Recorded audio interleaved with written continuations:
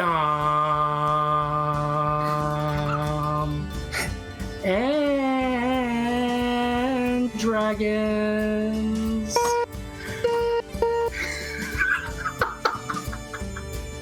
Dom and Dragons.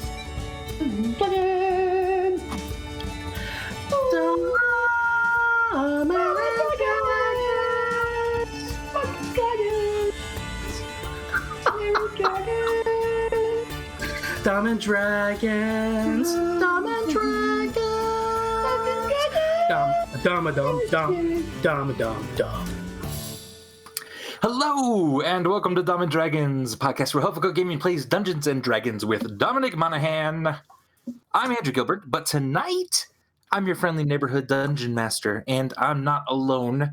With me, as always, is the unbenevolent dictator of Helpful Goat, Galway, playing the turtle druid Mikek Tumbledown. Hello.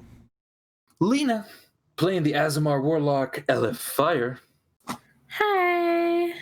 Adam, playing the Bugbearian Connie Demure. Hey, everybody. And, of course, Dominic Monaghan playing the halfling monk Kryon Fane. What's up, friends? So happy to be back. I love it. We just had a tweet today from a listener who started playing Dungeons & Dragons because of this, and they also picked halfling monk as their first character.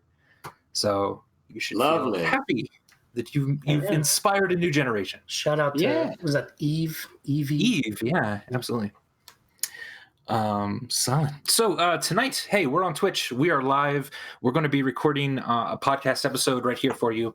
But take advantage of the liveness of it. If you have any questions for us, anyone in the cast, every once in a while we make sure that we keep an eye on the Twitch chat. But we also have a great group of regulars that can answer any questions you might have. We've had a lot of weird, random technical gremlins tonight, but I think we've smushed most of them, so should be okay. Let us know if it sounds weird or if something goes wrong.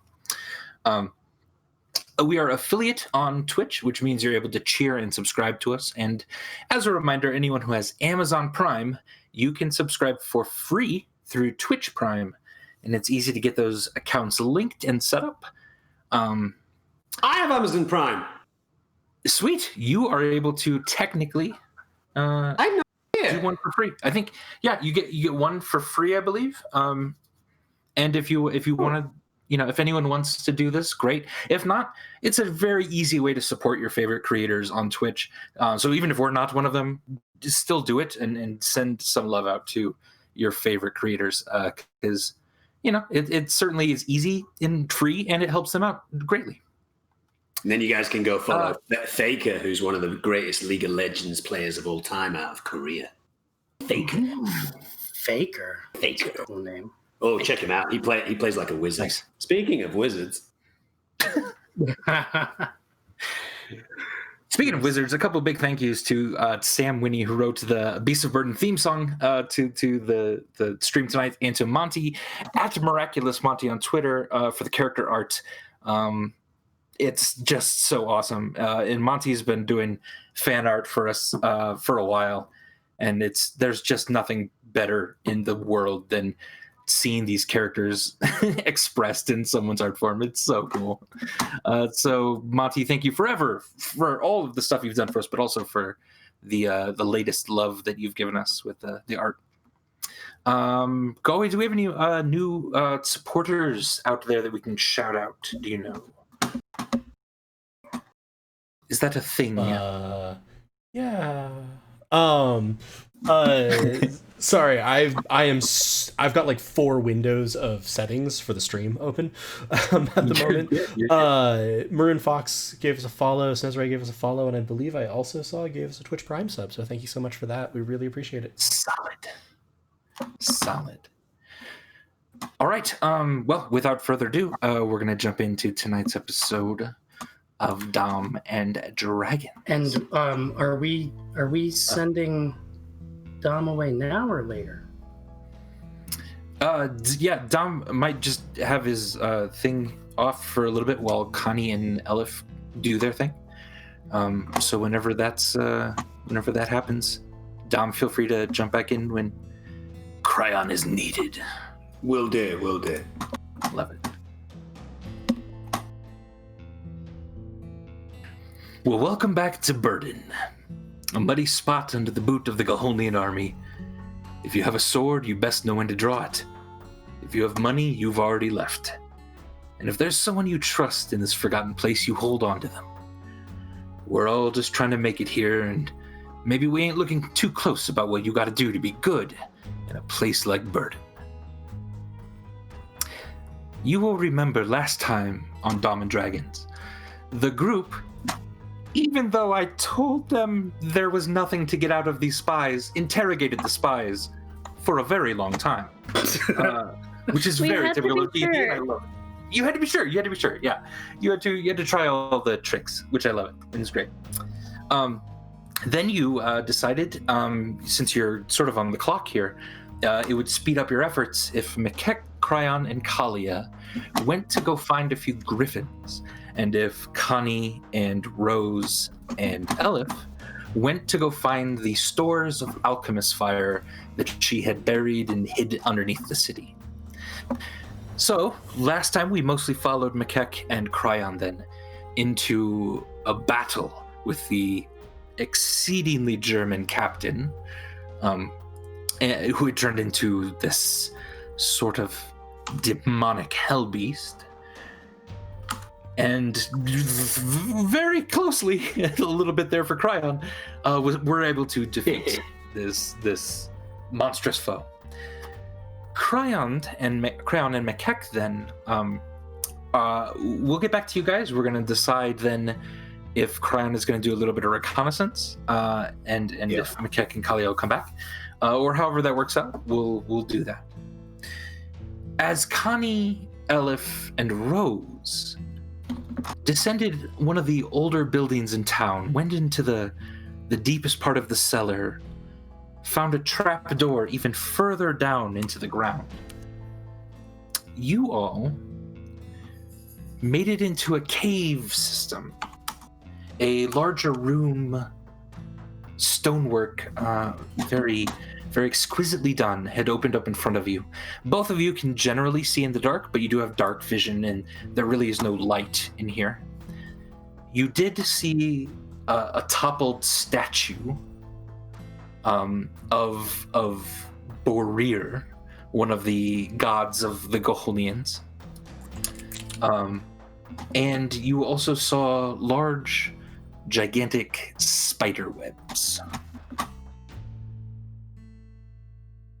Great. Indeed. Okay, I'm just really enjoying the fact that every so often there's just a from Dom who's not on video.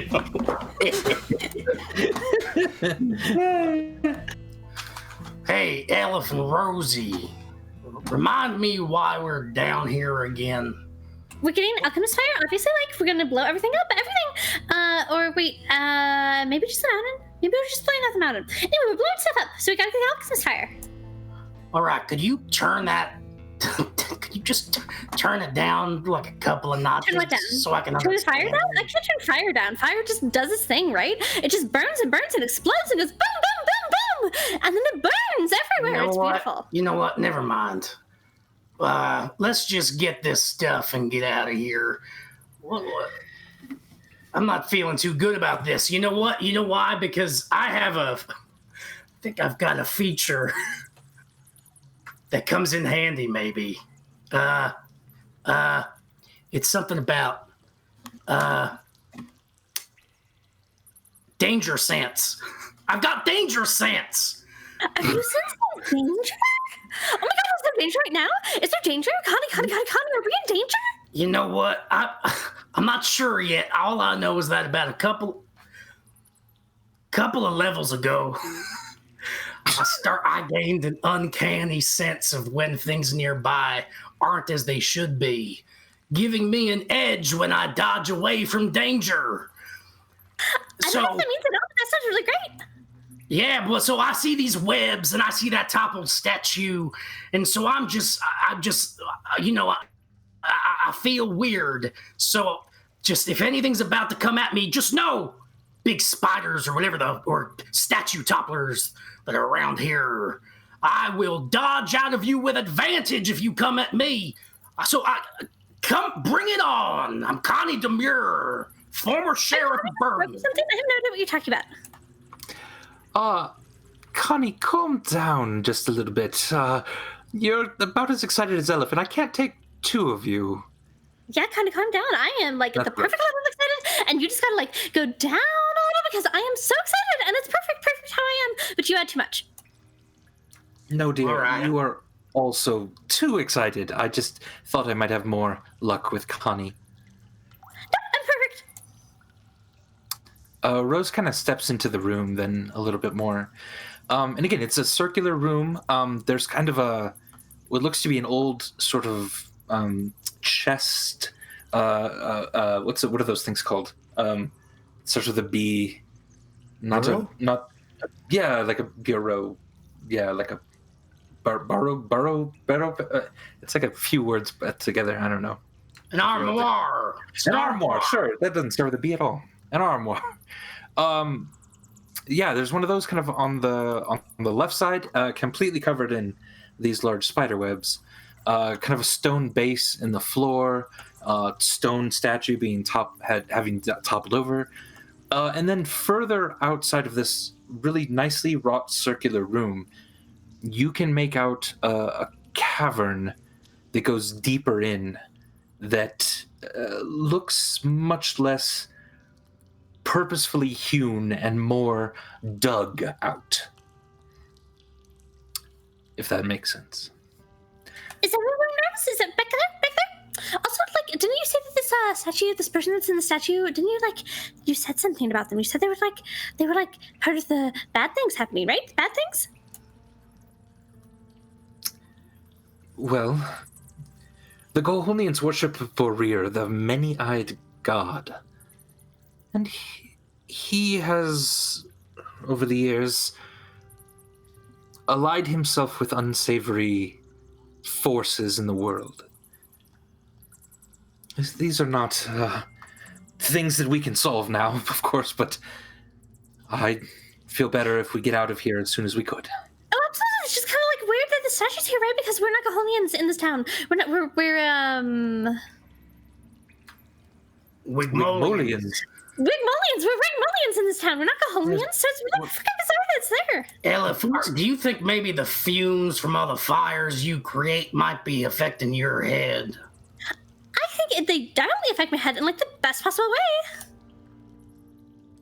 Like I just feel so fuzzy all the time and kind of dizzy. It's awesome. Oh, all right. Well, that does sound. We should get you to a doctor. Maybe we should get you to go see Momo. Mother Mosey. Mother Mosey? Okay, sure, totally. After we get to the fire and do the explosions and blow up the mountain, and how after all that goes. Anyway, are the fires? Is the Alchemist Tower back down that tunnel? The tunnel? It is further in. It's not too far. I never really wanted to explore this entire thing. Thought it might be dangerous, but we did need to hide it a little bit further. Why don't both of you give me a perception check? You've also brought just kind of some sturdy folk from Rosie's gang to carry some of this stuff as well. They're not red shirts at all, don't worry. Oh, I fumbled my perception. That's a good start to tonight. Interesting. So, sort of a house rule. Let's flag that real quick. On fumbled skill checks, especially perception checks, I tend to give you something that is either 100% wrong or 100% right. You do not know if this is perfectly correct or perfectly wrong, but you do believe it, if that makes sense. Connie, we'll start with you. With a 12 perception, you're looking around, you see these sort of silvery spider webs in here. Actually, Connie, this is you're looking around, I assume, and not smelling or anything. I mean, as a practiced bounty hunter, Connie is accustomed to using multiple senses while... Sure, but what's your primary here? Are you looking around or trying to sniff something out? Look. Or hear something out? Yeah. I'm looking. Okay, so that would be a disadvantage, since it is dark. Oh, so I have to roll again? That's roll what again, you're just saying? in case. Yeah. So roll one more time, just in case. You also get a 1. Ugh. A 5. This is perfect. All right, so you see basically what I've described so far. Connie, there's just an odd hint of something almost metallic in the air, mixed with kind of just a mossy, slight moldy scent to it. This is not an uncommon scent in Burden, but it seems to be particularly strong down here. Elef, you definitely think you see maybe, 10, 15 feet. The ceiling in this place is about 15 feet up. Amidst the webs, you do feel like you see something kind of dark moving around the room, up in the very corner of the room. Okay, I'm gonna point at it and go, there's something up there, in the webs. Ah, that's what I'm talking about.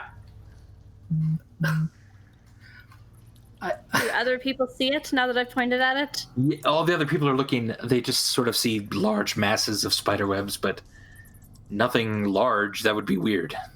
I just realized that I've not been doing Connie's voice tonight. I've been doing the voice of Andy Daly's character, Dalton Wilcox. Because I've been listening to his new podcast, Bananas for Bonanza. I'm Dalton Wilcox. So I'm going to change. From now on, I'm doing Connie. Gotcha. More like this. I'm Connie Demure. I know, but maybe it's the same. I don't know. Whatever. You're good. What is that? What do you... Oh, hold on. What? I'm Connie Demure. Connie Demure down here in this basement. That's what's happening here. All right. Elef, what do you see up there in that there corner? Can I make it out at all, Andy? No, that was it. Yeah. You saw... you don't see it anymore either. You thought you saw dark movement behind the webs. Now. It's gone. Everybody start sailing. That's fine, Elef, Connie. Please, further in. Don't worry about the spiders. They're not here for you. Worry? You calling me Yeller? And Connie's gonna stride into the room. Doing an insight check on Rose to see if she's acting like herself, and I also fumbled that. I'm gonna fumble all my rolls tonight, and this is great. Anyway, is Rose acting like herself? Incredible, Lena. Elef, Rosie's not acting like herself. This seems very odd to you, though it's been a while since you've really been around Rosie.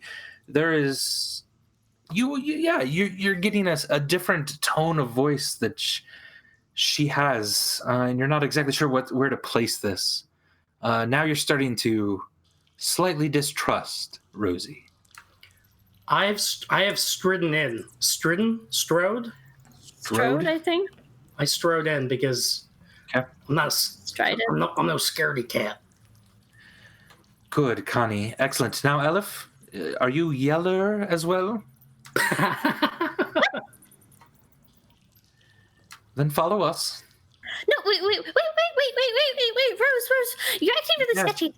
You're acting like sketchy.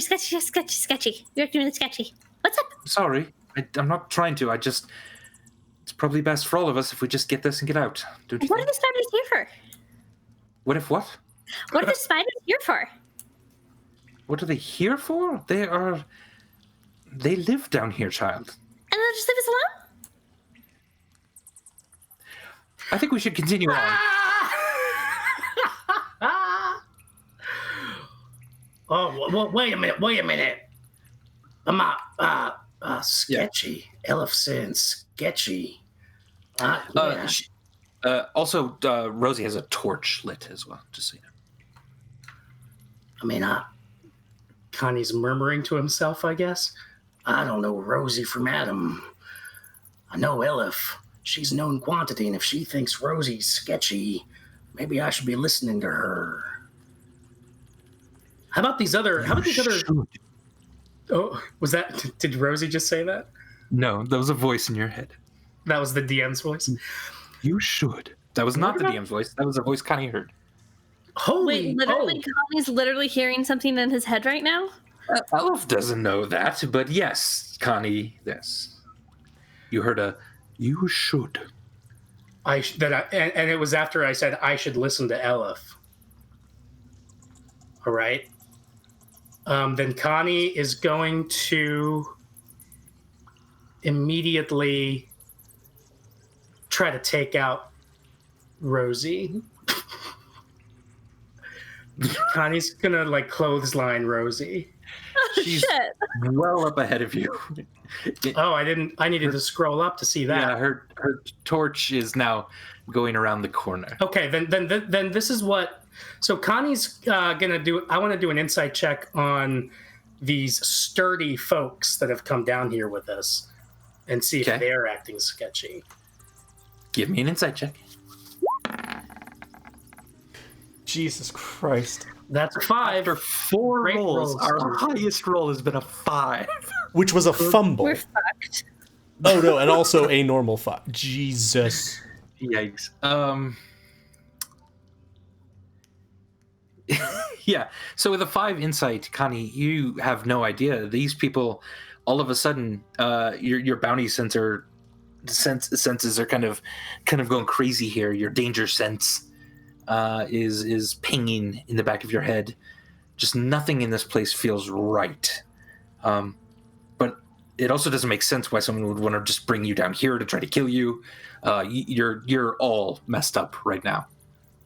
Elef, did you hear that voice just now? You mean you when you were muttering to yourself? I heard you muttering to yourself. Yeah, that's canon. I said all that out loud under my breath. Yeah, I heard that part. And then I said something about I should listen to Elef. With respect to you saying that your friend Rosie was acting sketchy. Yeah, And then totally. I heard a voice that said, you should. Now, I don't know if that voice was the voice of Rugek, the god of ambush in bugbear religion, or if it might have been the voice of Grancool, the god of hunting, senses, stealth, and surprise. I'll tell you one thing, though. I really hope it wasn't the god of this other god whose name is very rarely spoken.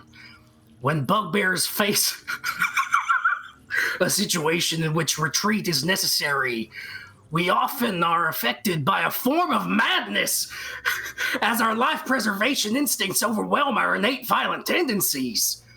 We interpret this unpleasant experience as having been possessed by this unspoken God, and I avoid speaking of it for fear of inviting him back. I just said all that, though. Oh, shit. Oh no. I need to do a sanity check, Andy. Is this the voice of Skigaret? Okay. Give me a wisdom save. Hey, Wow. you can roll in double digits. You feel your mind being pulled in lots of different directions. You get that sense of maybe needing to retreat. Your breath quickens, your heart rate starts to pound. But you do look around and no one else is freaking out at all.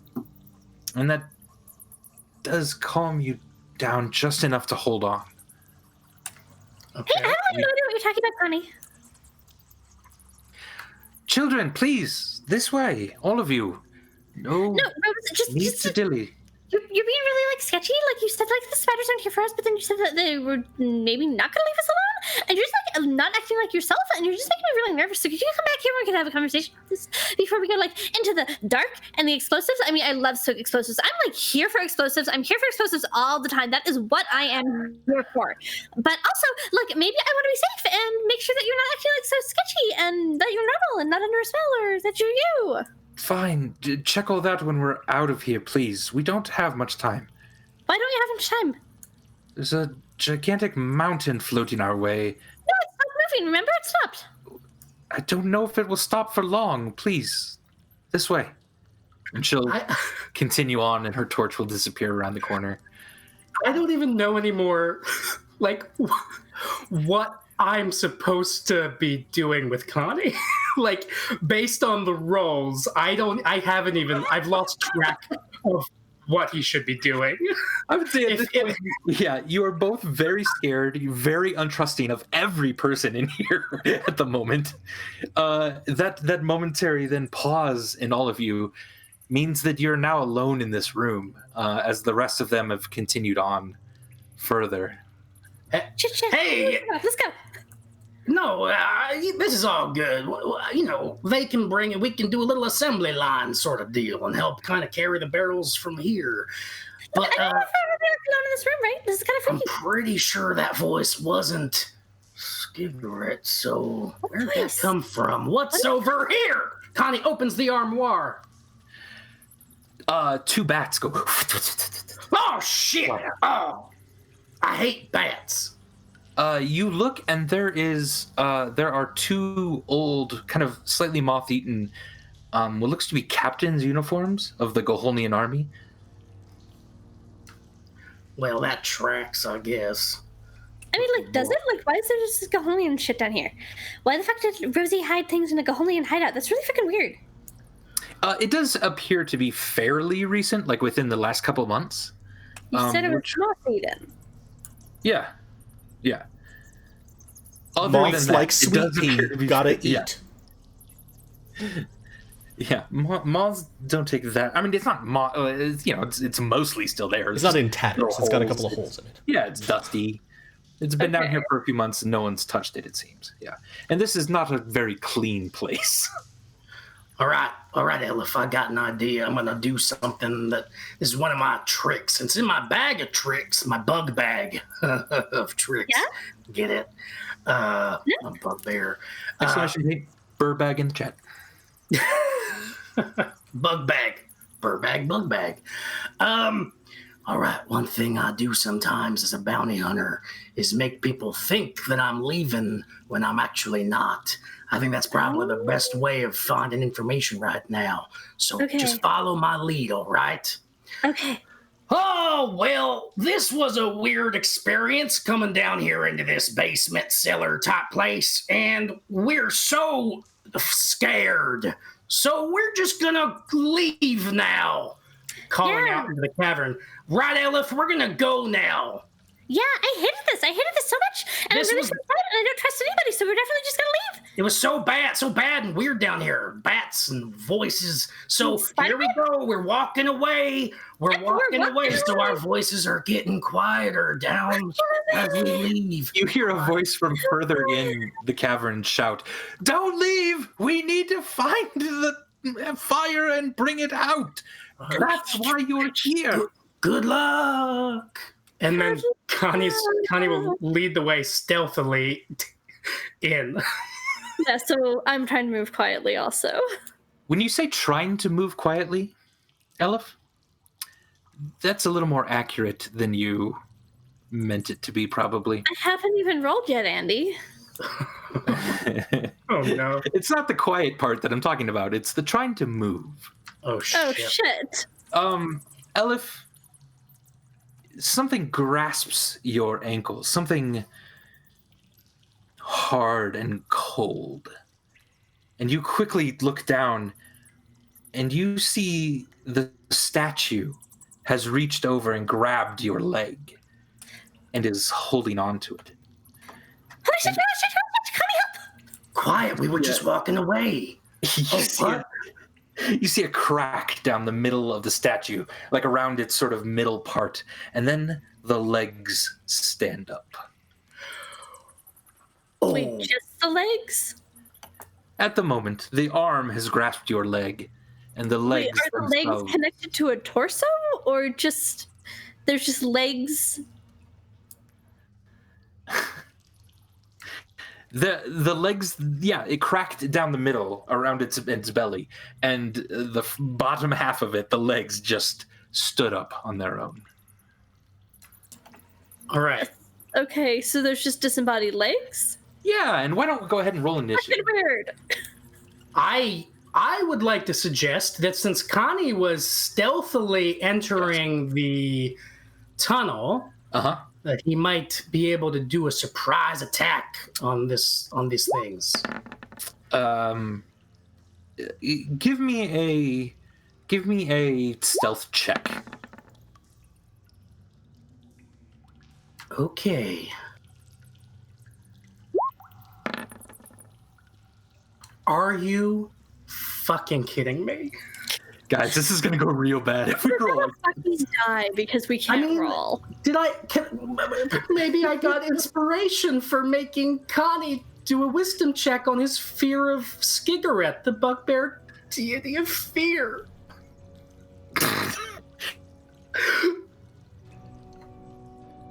You managed to disconnect Andy for a second there.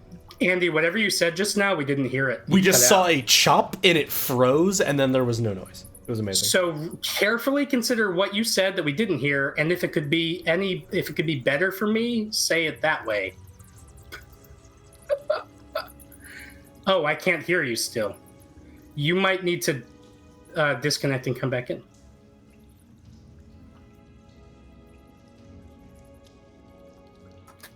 How about now? Yeah. Perfect. Yeah. Okay. Cool. So, so if you make this canon, and so that anytime you get scared enough and you feel like you need to roll a wisdom check to see if you are possessed by this god, yes, I'll give you inspiration. But that All one's right. Yeah, I'll do that. I love Fair that. enough. That's awesome. So I will give you another stealth check, and this time I'm gonna roll a crit hit. Right? sounds good. Fucking Yep. hopefully. That's the opposite. It's a crit fail. What is happening? We're fucked. Go as that, everybody. I will see you once Mikek is finding their bodies. It's inspiration, so you don't have to take the Oh, crit miss. I'm taking the crit miss because it's just about whether I can do a surprise attack on these guys. Yeah. So, and it's funner that way. So I'm gonna try the surprise attack, but it doesn't work, or something. Okay. Or it doesn't work in a really extravagant way. Or should I fucking just? I mean, it's up to you. I'll allow this. It won't be fun. If I take the crit fail, will you give me inspiration and let me re-roll? Just kidding. I'm kidding. I will. I'm gonna let the rational side of me prevail and not take the crit fail. I will take the 7. All right, with the 7, yes, I don't think you're going to be able to surprise them. They seem to have been waiting for you all to be left alone or something like that. Okay. Let me roll their initiative real quick. I'm just going to say that this has to be the greatest concentration of dice mediocrity I have ever seen in any session of D&D. Like, It's up. good lord. Yeah, this And has then been you really rolled a bad. 4 for their initiative. It's even affecting you.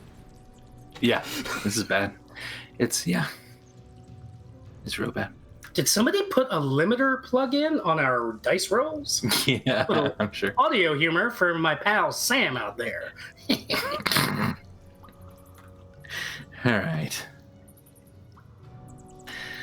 Okay. But the two of you get to go before our stony friend here. So, Connie, with the tiebreaker, you were able to go just a little bit ahead of Elef. What would you like to do? All right. So Connie heard Elef's pleas, turned around, and got this big grin with his yellow, sharp bugbear teeth on his face, and he said, Yeah. And he's pulling out his two-handed pike, and he's saying, "Surprise!" But the pike kind of sticks for a moment, so like it's still stuck after he said "surprise." You forgot you latched that one extra strap, and you have to. And then finally he gets the two-handed pike out and attacks. So there are two halves of a like statue. Yes. Bottom half and top half. Yep. Is the bottom half south of Elef, Yes. grabbing her legs? The top half is the one grabbing the leg. Oh, right, that makes sense. Feet With don't a have hand. arms. Yeah. Cool. Then I'm gonna take my two-handed pike and attack the top half and try to sunder its arms from its torso. You do that. You hope feet don't have arms. I hope feet don't have arms in Andy's fucked up world. and I, what do I? What? Yeah. It's a 15. I'm seeing a 15 and going, thank Christ. This is like a marker of where we've hit. 15. You come. You with your long arms and your pike are able to stretch out and just slam down on this arm. It is entirely stone. You just go chink off of it, and that reverberation hits through the pike, kind of smarting on your hands.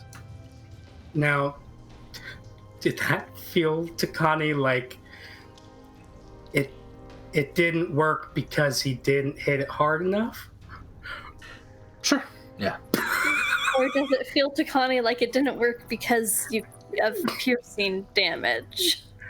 I think Connie thinks he didn't hit it hard enough. Ah, fuck me. Awesome. Would you like to move, Connie?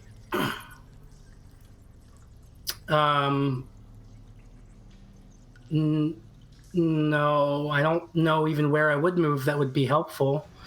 Okay. I guess I could like circle around this way, but I think it just.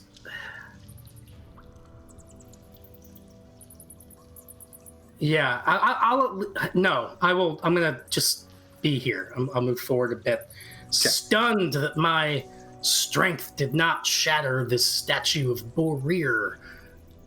Yeah. What a shitty god, not a bugbear god, that's for sure. Are your hit points correct? 29 out of 46? Probably. We haven't long rested. We've had multiple encounters, and I think people used up all of their 29, and I've got one temporary hit point. That's right, because it's the same day of coming out and seeing the mountain. I see. Yep. Yeah. Because you're just doing this later in the day, I think. Yeah. Just double checking. I didn't balance this differently. No. And Elef. We're gonna die. You're fine. You're good. Okay. So Elef is going to shriek. I won't actually shriek because I don't want to blow out people's eardrums, but she's very upset. And also she's shrieking really loudly, so I don't know if you need to see if Rose can hear, but Elef is very loud. And then going to, I don't know if this is going to do anything. I don't know if necrotic damage does anything, but cast Hex on the, I guess, upper half since it's holding on to me. Okay.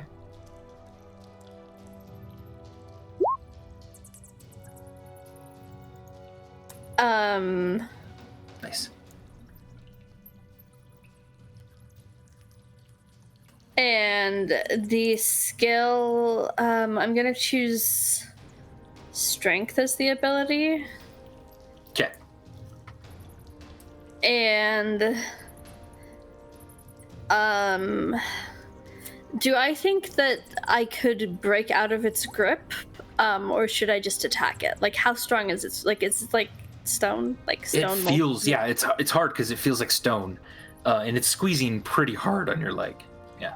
Okay, so I'm just gonna Eldritch Blast it. All right. which, as a reminder, is actually, even though it looks like fire when I do it, because I'm obsessed with fire, it's force damage. And the 24? Gotcha. 24 hits. So 11 force damage. And is it extra damage for the... I have that in there. That's 11 with my... Oh, with right. that. Right. No, that's with Agonizing Blast. It's 11. You're right, I need to roll Hex. Yeah. So 15. All right. Yeah, you're just right next to this. That 4 is necrotic. I don't know if necrotic hurts it. Seems to. Yeah, you just like slam into this thing. Just straight into its chest.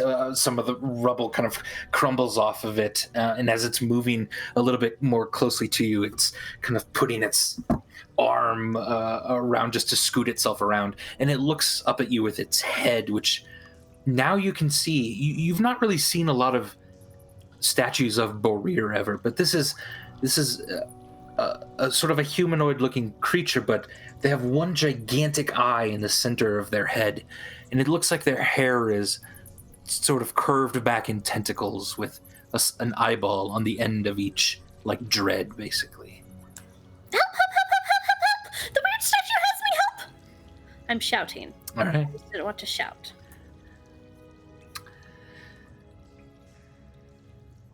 All right. So the feet kind of settle themselves in front of you, and then they try to kick you. Is that a crit hit? Yes. Oh no. Jesus Christ. What is happening? Fearful. Oh, is I'm the already result. afraid. So. Please make a wisdom save for me if you don't mind. This is Elef, right? Yeah. And Elef, does a 12 hit you? It does not. Okay. A 6. All right, Elef, you are technically afraid of the feet, as one of them just has you rooted to the ground, and the other one just leaps up into the air a little bit, slams its leg straight across your head. Your eyes just go dizzy for a second. This is powerful things that you are not meant to be within 5 feet of. You are just terrified of that creature right there. And was that 11 damage from that 11 hit? damage. Yeah, 11 bludgeoning damage. Um, The other one, it just kind of was off balance. It kicked up at you, but it missed entirely. Yeah. What does the frightened condition do again? So you have disadvantage on attacks while you're within eyesight of that thing. You cannot move toward it. You can only ever move away from it. But you can also make another wisdom check at the end of your turn. Okay. To try to get fearful. Cool. All right. And then this other guy is gonna keep trying to hold on to you. Disadvantage. Right. Strength is right. hexed. I hexed it. Strength. You is hexed its advantage. strength. Fucking yes. Oh my god. Thank you. Sorry, I'm like, no, I'm jumping in and yelling this now. What the fuck? Great. An unnatural 20. Okay, so an unnatural 20. It is now kind of crawled up, and its heavy stone body is now just wrapped around you entirely. Both arms are there. You are now technically restrained with this person. And what does the restrained condition do? Oh my god. I can read that out. Restrained condition. Yeah, if you have it handy. Yeah. A restrained creature's speed becomes 0 and it cannot benefit from any bonus to its speed. Attack rolls against the creature have advantage. Creature's attack rolls have disadvantage. The creature has disadvantage on dexterity saving throws. Sweet. I'm gonna fucking die. So until you're free of this, you're unable to move. You have strength. You have Do I speed. hear anything coming down the hallway, like Rose running to save me? You guys were making a lot of noise earlier. Hopefully that was enough. I've Unless you been wanna shout. shouting help. I was. Okay, yeah. Sounds good. But Connie? we don't even know what the fuck is going on with them. Oh shit. They're dying horribly, I'm pretty sure. Oh man. If Connie were to attack this thing again, the upper half, would that preclude him from being able to try to afterwards, like, basically pull this thing off of Elef? If you attack, right? I'll let you try to pull her or it off of each other, but that'll be an action. That's the action. I get that. I 100% agree that Connie would think that it was just that he didn't hit it hard enough. But since over the course of this round, he he can tell that shit is not good right now. I think. Like, this thing keeps crawling up Elef. The other thing fucking with an unnatural strength fucking hit Elef. Connie he's trying to get this thing off of Elef so that he can pick her up and run away. All right. Yeah, give me a strength check. You could be athletics if you'd like. I think strength will be better for me. Or I think, Andy, you have disadvantage on that half also, so I know you're... Oh, right. Yeah, strength there. Thank you. Yes, no, thank you. Yeah, let me just roll this just real quick, just in case something even worse happens. All right. Yeah, it's so concerned with Elef that it doesn't see you basically come in, reach in, sort of peel one of its massive stone arms back, and that's just enough to kind of wrestle Connie out of its. Wrestle Elef out of its grasp.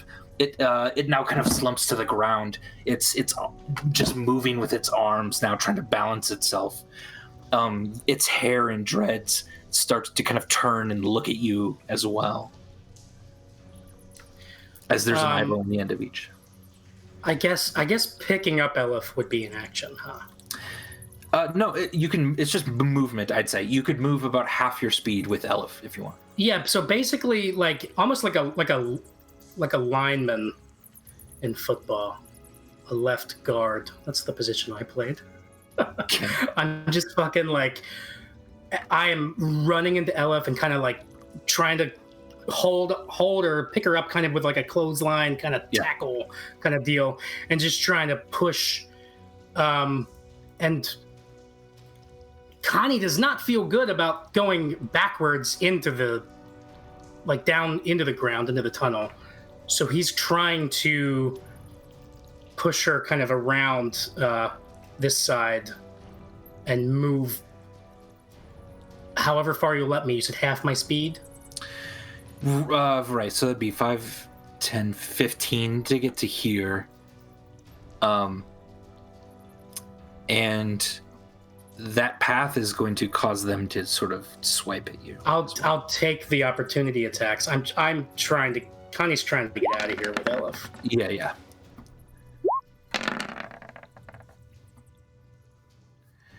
A 23 hit you? It sure does. And a 16? Yeah.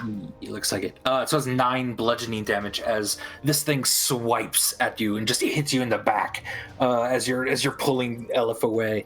The foot just tries to slam down on your foot as you go by. It got you real good above the arches there. Yeah, I'll let you even position Elef on this side if you want. That is exactly what he would be trying to do. Cool. Yep.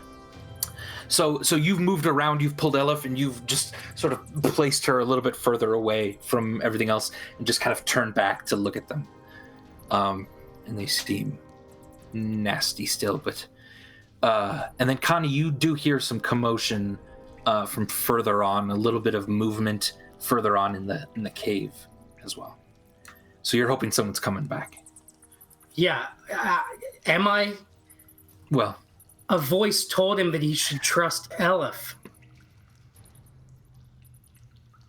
Maybe it was. actually, you hear a similar voice in your head and says, "Where are you going?" Oh no. Did that sound like Hrugek, Gronkel, Skigaret, or... It actually sounds like none of those that you've ever heard before in your head.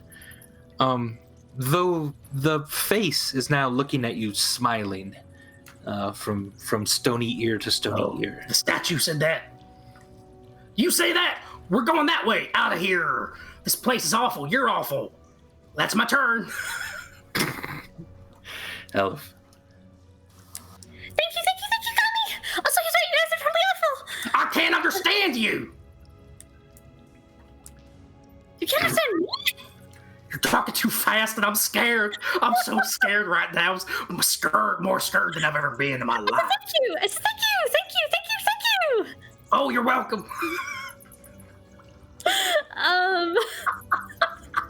Okay, so I am frightened, but I'm no longer restrained. Yes. So I have disadvantage on attacks against the one that frightened me, but not the other half? As long as you can see this one. Yeah. Oh, I have disadvantage on attacks against everything as long as I can see the one that I frightened me. believe so, yeah. Yes, as long as you Okay. can see it, you have disadvantage on an attack roll. For casters, it does not affect anything that's a saving throw. Yeah. Well, Or you rather, it say doesn't that, benefit but all of my them. shit is attack rolls. Okay, I'm gonna try to hit it with an Eldritch Blast. Try to hit the one that I have Hex on, so the Cool. upper Gotcha. half.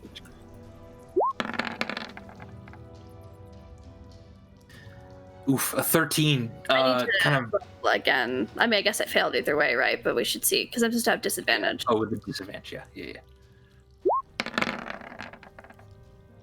Okay, so 13. 13. 13, yeah, just misses wide. Yeah. And is Connie still holding me? It's up to Connie, I guess. Probably not. He probably set you down. Yeah, I mean, it's not so much like he's not grappling you or holding you, but his intention in the next 6 seconds of this, Andy, stop with your weird teeth shirt.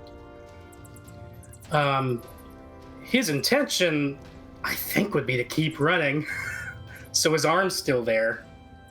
He's trying to get us both out. Okay. So I'm gonna just move back some.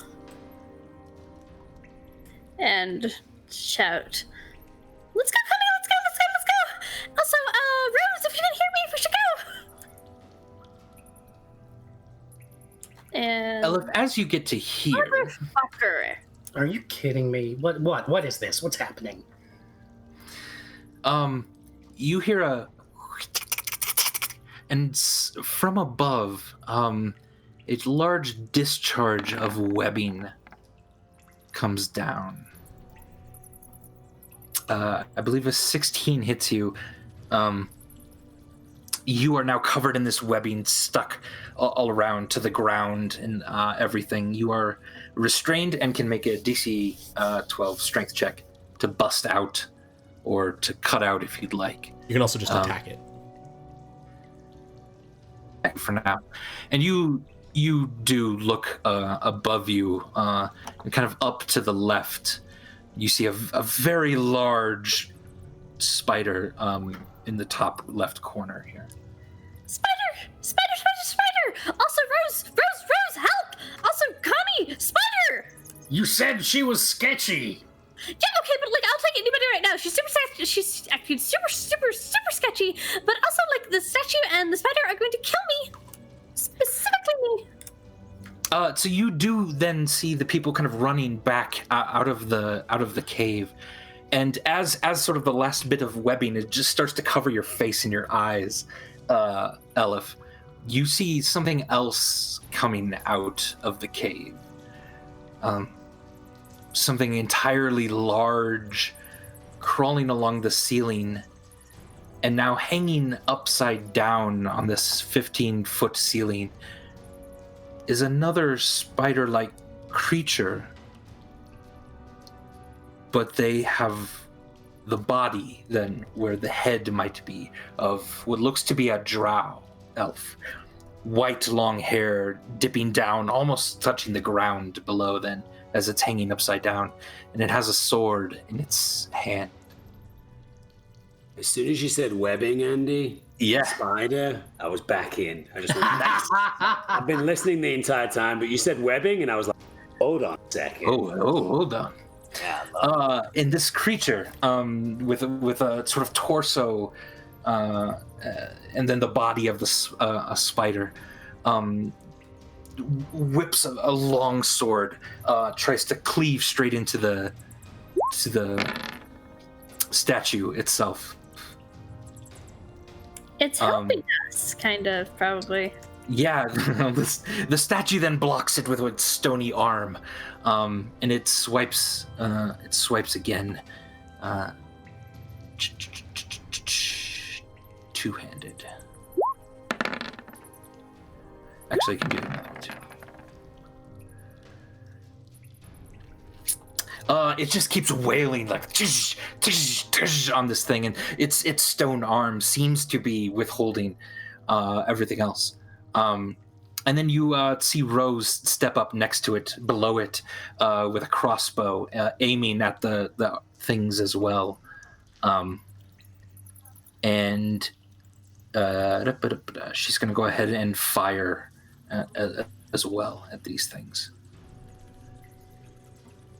So, wait, did people come running back here and they seem scared of the Drider? Or do they come running back and they seem like the Drider is on their side? Like, do they look right? Not at all. They, now seem pretty chill. All of them attacking now the statues, not doing any damage, it seems. But the one spider still webbed me. Yes. Yeah. Yep. You're not. You don't think that spider does not look necessarily aggressive to you. It looks more just like it's containing everything. Like it didn't want me to leave. Area. Maybe you could, guess that. Yeah. Okay. All right. All right, Connie. The feet are going to try to just stride over to you, which is a weird thing to say, and kick at you. Their massive stony feet, which again are still about 5 to 6 feet tall, just the legs. A 23 hit and a 20, I believe, for a total of 10 bludgeoning damage. Yeah, those both hit. I have to say, I just watched the movie Onward last week. Yeah. Which, for much of the movie, features a brilliantly done character that is just the bottom half of, like, a person. It's just a pair of legs. Yeah. This is not like that. That was Pixar fun. This is bad. All right. So how much damage did I take? You took 10 bludgeoning damage. The arms, the torso, on its hands, jumps up with its hands and swipes a couple times at the Drider. Both times, though, the Drider just smacks the arms away with its sword. Connie, your turn. I don't even know anymore, Andy. What do you want me to do? Just tell me. I'll do it. You just do what Connie would do. It's fine. Pile drive the legs. Just pile drive the legs. All right, Connie is. Oh yeah, Connie. You know what? All right, Connie had a dream recently about he went on an adventure with his father, but it was only the bottom half of his father. It was only a pair of legs, and it was a warm dream. It felt good. And so the fact that this fucking Boreer statue would fucking co-opt and appropriate one of the only warm dreams he's had recently, it's making him mad. I'm entering a rage. Beautiful. And I'm also going to be reckless. Ooh, okay. Which gives me advantage on melee attack rolls. Aye. So I am going to attack this pair of legs. Please. With my two-handed pike with advantage. And see what happens.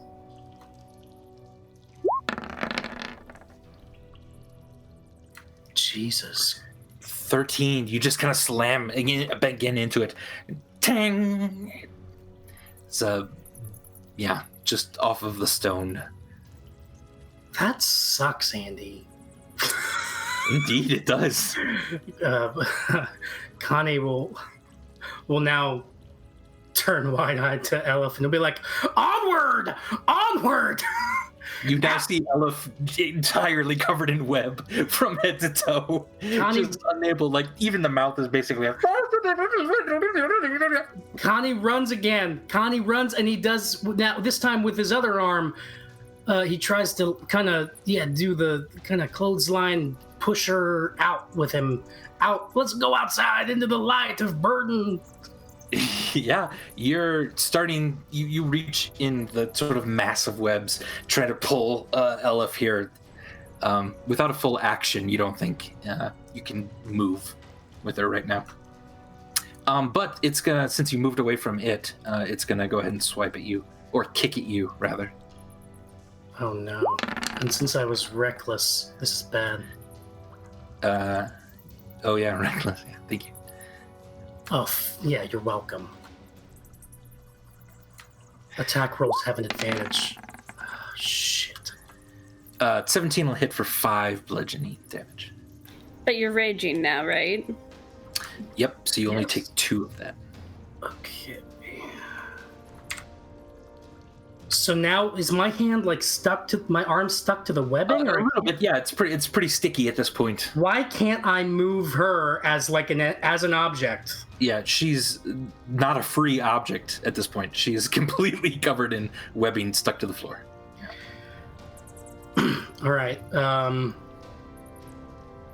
Connie will, because of his memories of that dream, based on a Pixar film, is really feeling like really sensitive now, and like vulnerable, and he whimpers to the Elef. Elef, I think Stalker's here. That's the goblinoid deity of hate, death, and cold. He's an enemy of all things that live. His symbol is a creeping shadow. I think I'm gonna die down here, Elef, and you might too. I'm so sorry. I'm so sorry, friend. And if this goes longer, I might reveal more truths to you in my next turn. But that's it for now. As a quick point of order, because they need all the help they can get. Fair enough. Elef should have gotten a free wisdom saving throw to try to beat Frightened at the end of her last turn. Absolutely. Yeah, last turn. Before this turn. Thank you. Go away. Give you a free wisdom. we got lost in the rolls. Yes, the terrible rolls. I was like, wait a second. I had the status condition list up for a reason still. Wisdom save, Elef. Okay, I tried. 9, not quite enough. But it is your turn, Elef. Gonna go.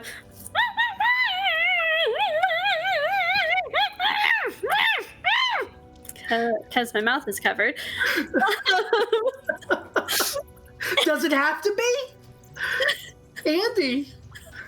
He said it was. It's just flavor. It's not going to actually hinder spells or something. I didn't remember him saying it. I thought you were volunteering that, It Lena. sounds like maybe it's like a comforting tone and also a panicked. I don't know how you convey that at the same time through strange noises, but comfort and panic at the same time. And I guess all I can do is try to make a strength check to get out of the webs, right? You can also attack it, I think. You can also attack it, or if you can, I don't know if you can burn them. They are flammable. Webs are generally I mean, can I? Is that like I can produce flame? Of course you can produce flame. It's Unless just it's attached to me. But who gives a shit, right? Let's burn some shit. Okay, so I'm gonna do produce flame. Okay. Oh wait, did you say unless it's somatic?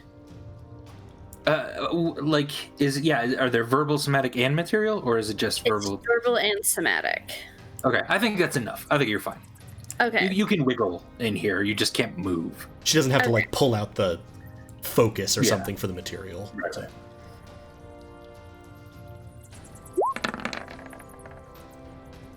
So I rolled a 24 to hit the webs. Thank Christ. I mean, yes. Fire damage. Yeah, you immediately burn them up. Take 4 fire damage as well. However, in case maybe you have resistance, I don't know. Because it also scorches you as it just flashes up all around you, and that's it. You are immediately totally not restrained by weapon. Okay, Connie, let's get the fuck out of here. Also, you'll be okay. You'll be totally okay. You're okay. You're okay. And we're gonna get the fuck out of here. Elef, not yet. We don't have the materials. Things are literally trying to kill me, Rose. Literally. I have been hit so many times. I've taken so much damage. I'm not used to being hurt. I'm a spellcaster, bitch. I'm usually way the fuck back. And this is scary. So I'm getting the fuck out of here. Right, Connie? You see Rose just calmly loading her crossbow again. Stalker, stalker, stalker! Okay, so I'm going to move back. Do you just kind of want to move back the 10 feet for now, or would you like to go up and entirely back to into the basement of the place you'd come from? I want to start going up, but I don't want to lose sight of Connie. So however far back I can go and still keep him in my... Right, you can get to about the foot of the stairs then, which will be like 5 more feet back from where that lives Okay. right now. All right. All right. The spider crawls along the ceiling a little bit over top of you, basically, Connie. It's restored. It's going to go ahead and fire webbing down at this guy. 12. It just sort of splats onto the ground next to it. Then the Drider, who's hanging upside down, is going to take a few swings here.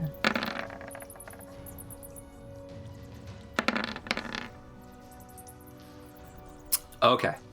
Okay. So the first one with a 24 slams into the upper torso of this thing, shattering it to the ground, dusting it completely. Its parts spread along the ground. It quickly remaneuvers over to this one and just slams into it a few times with its greatsword, this time entirely connecting, cleaving off large chunks of stone. For 6, 9. Oh, it's 15 damage. Yeah, that looks really hurt then. It's one of its legs is almost entirely crumbling. It cracks all the way up, and it's kind of having a hard time standing on its 2 stony feet. And Rose is going to take another shot. With the crossbow. 15 does not hit. The arrow just kind of bounces off of it, lands at your feet, Connie. And it's your turn.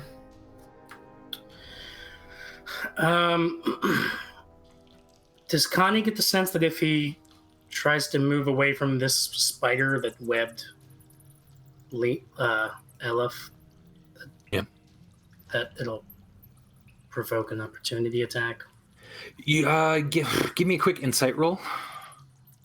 It'll be a little harder since you're just kind of trying to judge very quickly what the sense is. An 8. You're not sure. It doesn't look super friendly to anyone, but you've not spent a lot of time around spiders, so. All right. Connie will... Shit. You're still in range of the guy. Yeah.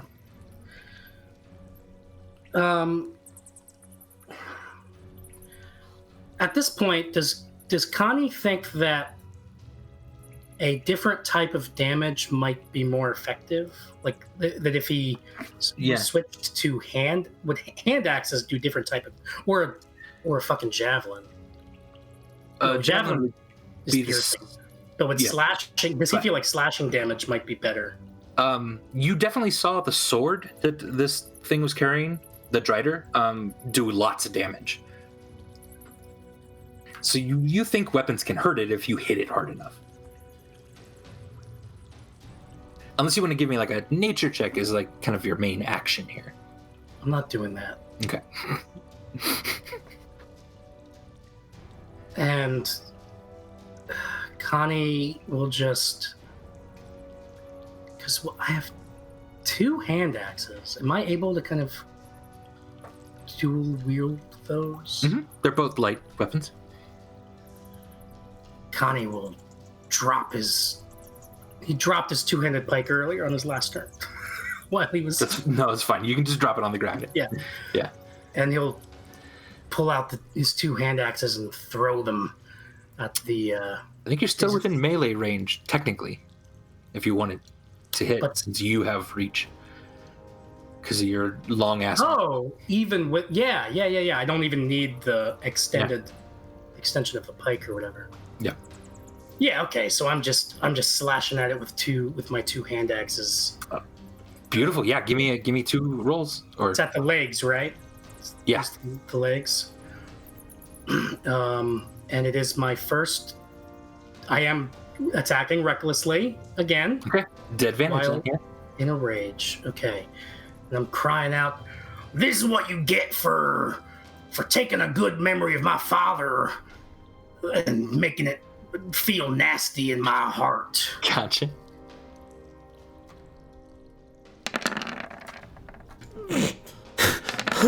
Oh, there we go. Did I just get 2 crit hits? You got 2 crit hits. And furthermore, the advantage went from a fumble to a crit. Yeah, that was wild. Oh my god. Oh, both of these hand axes are crit hits.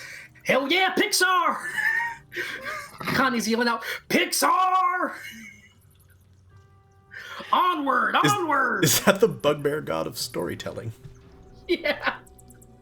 Yeah, it is. You cleave off one of the legs entirely. It just crumbles into rock on the ground. So it's now hopping up and down on one leg. You're double crits! Look at these 2. One of the crit hits was target loses limb. On a pair of and legs. The other is leg, foot injured. That's perfect for a fucking pair of legs. Yeah. Oh my god. And as it's hopping up and down on one leg, please describe how you destroy this movable statue. Paint me a picture. So, Connie, slashes into the remaining leg with a hand axe, but just enough to kind of keep the hand axes like lodged into the leg.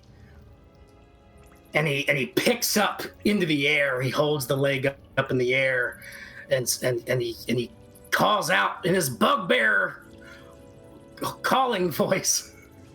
He yells out, "This I sacrifice in the name of Pixar, bugbear deity of storytelling and dreams about fathers. Pixar! Fuck you, Skiggerette and Stalker! This is all about Pixar now!" And he slams... God, Pixar. He slams the leg on the end of his hand axe into the wall right by this spider and just shatters it. Shatters it. Beautiful. Ladies and gentlemen, we are officially out of combat. Well done. Well done. Oh, Whew. Thank God I didn't have to reveal more truths to Elef, because that could have been bad. About my relationship with her and my plans for my what I'm gonna do with her in terms of my bounty hunting. Is this still out loud? Yeah, he's Connie, these caves echo. These caves echo really well. You know that, yes? Says Rose. Oh, really? Yeah, I knew that. I was just working on a script that I was gonna give to Pixar. That's all. Your god? Okay. The bugbear deity of storytelling. Beautiful. Excellent. Well, I'd say it's very lucky we ran into Galbolg here. And Rose points up at the half spider, half drow person, who then skitters along the wall onto the ground, and then bows low to you, Connie and Elef. Hey, do you live down here or what? Hi. Yes, we live down here. We are very sorry to see such reckless religion brought down here. You mean Borear, right? Borear's the reckless religion. Yes, the many-eyed god is not a favorite of ours. He seems like an asshole. His statue just fucking attacked us. They're so freaky. Dark things happen the deeper you go into Old Burden. Yeah. That sounds right. That tracks with what I know about Burden, of which I was sheriff for 10 years. But I gotta say, this is the worst underground experience I've ever had. And I've had a lot of bad ones. But yeah, Galbolg, good to meet you. Thanks for your help. I thought I was gonna die. Yeah, I thought I was gonna die. It was so scary. Thank you for trying to save me, Connie. My children will be missing perhaps a mule, but this is fine. She kind of looks over to Rose and smiles. And Rose, it is so long. We have grown larger down here, you will have noticed. Are you here for your special concoctions? And Rose nods. I was not wanting to ask you for any help. I thought we could handle it, but she kind of kicks at the stone statue a bit. The kind of eye head of this thing just rolls a bit. But it seems the Goholians were up to some business here. That's bad. Anyway, Connie, Elef, how are you? Everyone alive? That was super terrifying. No, it was so scary. I lost almost half my health, and I've never gotten hurt before. I obviously was way back and watching all these other fuckers get hurt. And be like, okay, well, I have a tiny bit of healing, so I guess I can help with a tiny bit of healing if they need it. But almost nothing, and I couldn't really heal myself. Connie's putting a comforting long limb, it's his arm, around on Elef's back and just kind of patting her, hey, we're fine now. Everything's fine. We're okay. The spider takes one of its long limbs and puts it on your back, Connie, and starts stroking it. Oh, yeah, we're good. Everything's fine.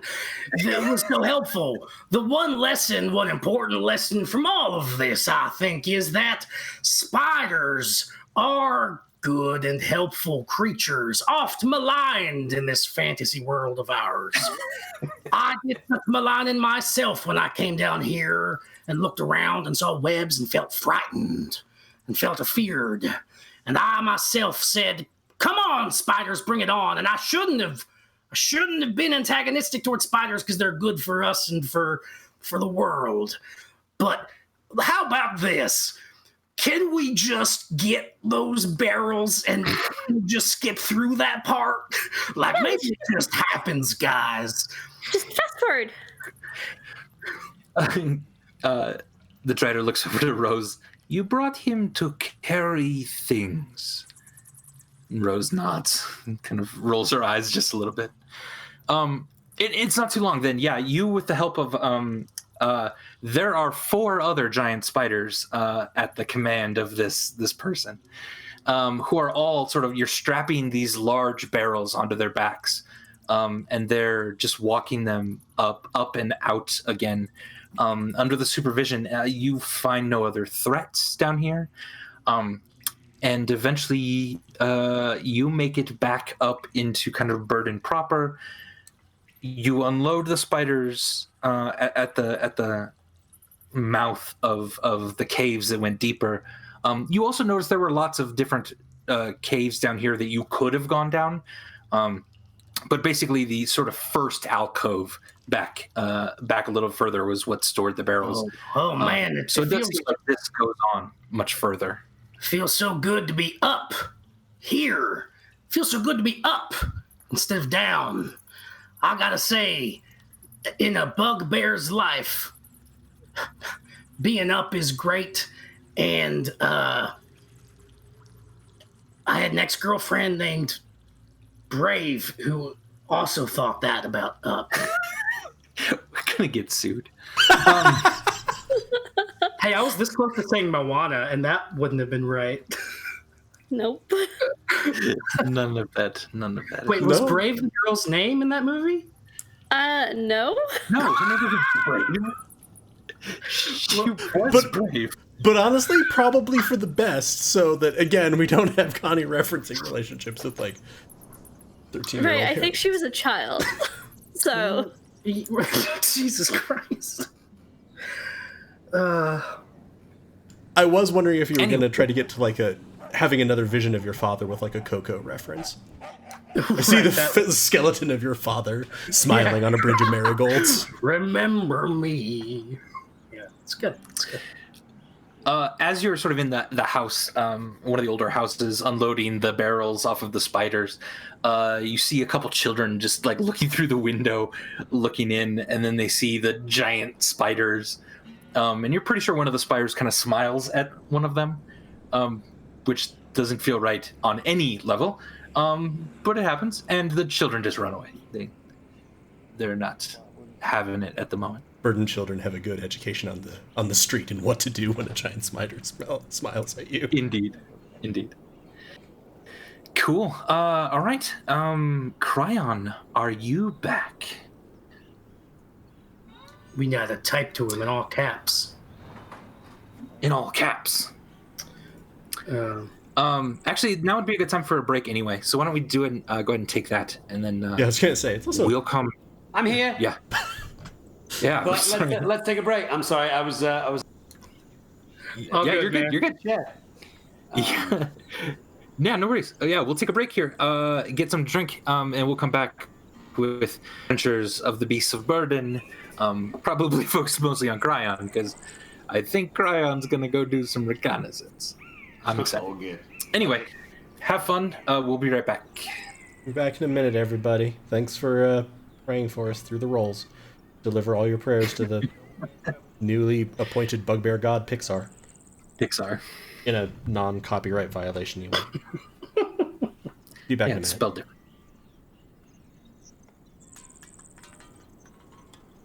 It's Piksar, right?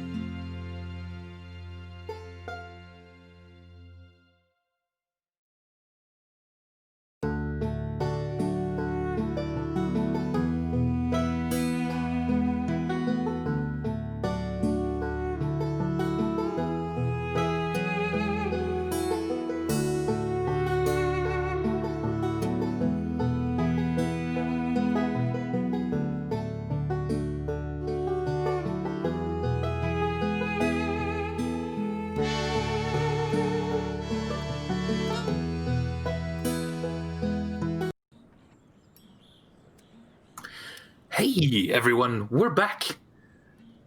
We got some fluids. I got alcohol. I don't know about the rest of them, and I finished it already. So, Nice. yeah. Nice. That's how you do it. And we're going to get back into Dungeons and Dragons here.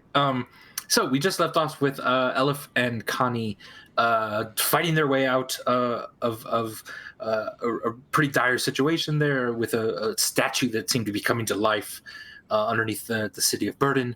Found some help from some Drider/spider friends, and were able to make it out of there okay with the kegs of alchemist's fire. So let's transport back to Kryon and Mikek. And Kryon and Mikek, you have just beaten your foes. You are staring at these two beautiful griffins in front of you. Even in the moonlight of the evening, you can see beautiful brown and white feathers on these creatures. They're very large. They're slightly bigger than a horse. Their wingspan encompasses several horses. And they seem to be very grateful for setting at least one of them free, and then the other one sort of tagging along. Kalia has already gone up to them and started kind of petting them and stroking them a bit. But what is it that you two would like to do? Well, at least the other two won't have had something so eventful and harrowing.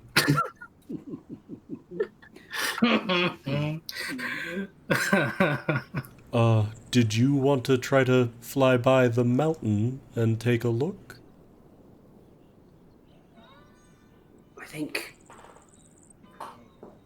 that makes sense now that they seem to be on our side. I mean, couldn't hurt, right? A little bit more information, a little bit more intel.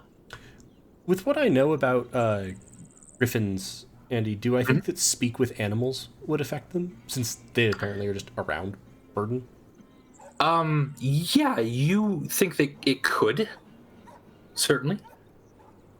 So I probably would have been casting that as a ritual, and I don't know how long we're cutting this as from the end of combat. Sure. So. Yeah, it can be about 10 minutes. Yeah. Okay. So I'll sort of like, if it's been about 10 minutes, I'll go to them like, hello? Hi! I instantly regret this. What's your name? I'm Mikek Tumbledown of Tumbledown's Flower Crowns. Oh, that's funny. My name's Mikek. No, it's not. Elef, you're not there. If I said my name was Elef Fire of Property Damage, what would your name Oh, be? that's funny. My name's Elef Fire. Fair enough. Maybe these guys are a little bit like parrots. Or minor birds, mimicking and stuff. So, we were hoping we might get some help from you in terms of flying. Ah.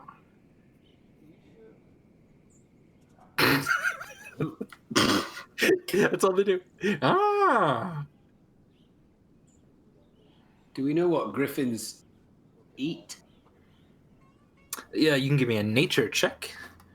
So I don't think, unfortunately, that my role is going to do us any favors. It's just Yeah, no worries.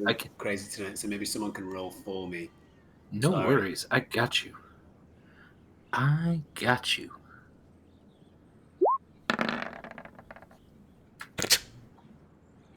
It's not a crit, but it's a 19 and a 20, which proves that coming right back from break, yes, Yes, it does reset back in the Dom's game, early you guys. 19, yeah. Yeah, with a 19, definitely. They tend to eat bats. They tend to eat larger rodents.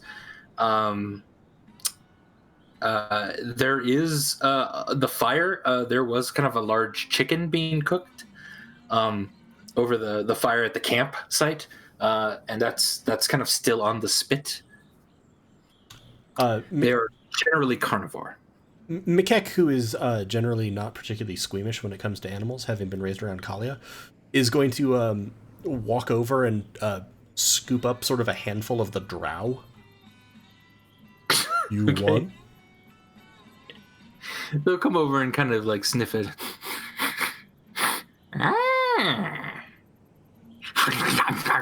And then they'll just chomp on that a bit. The You arm. have to kind of remove your hand very I was quickly. gonna say the arm holding it has now withdrawn into the shell. Okay, we're just gonna feel free to help yourselves to him. You know, I always had this idea of griffins as majestic creatures. Yeah, sure. If you want more of that, if you want more of that, you can tune into tier campaigns, where they will be.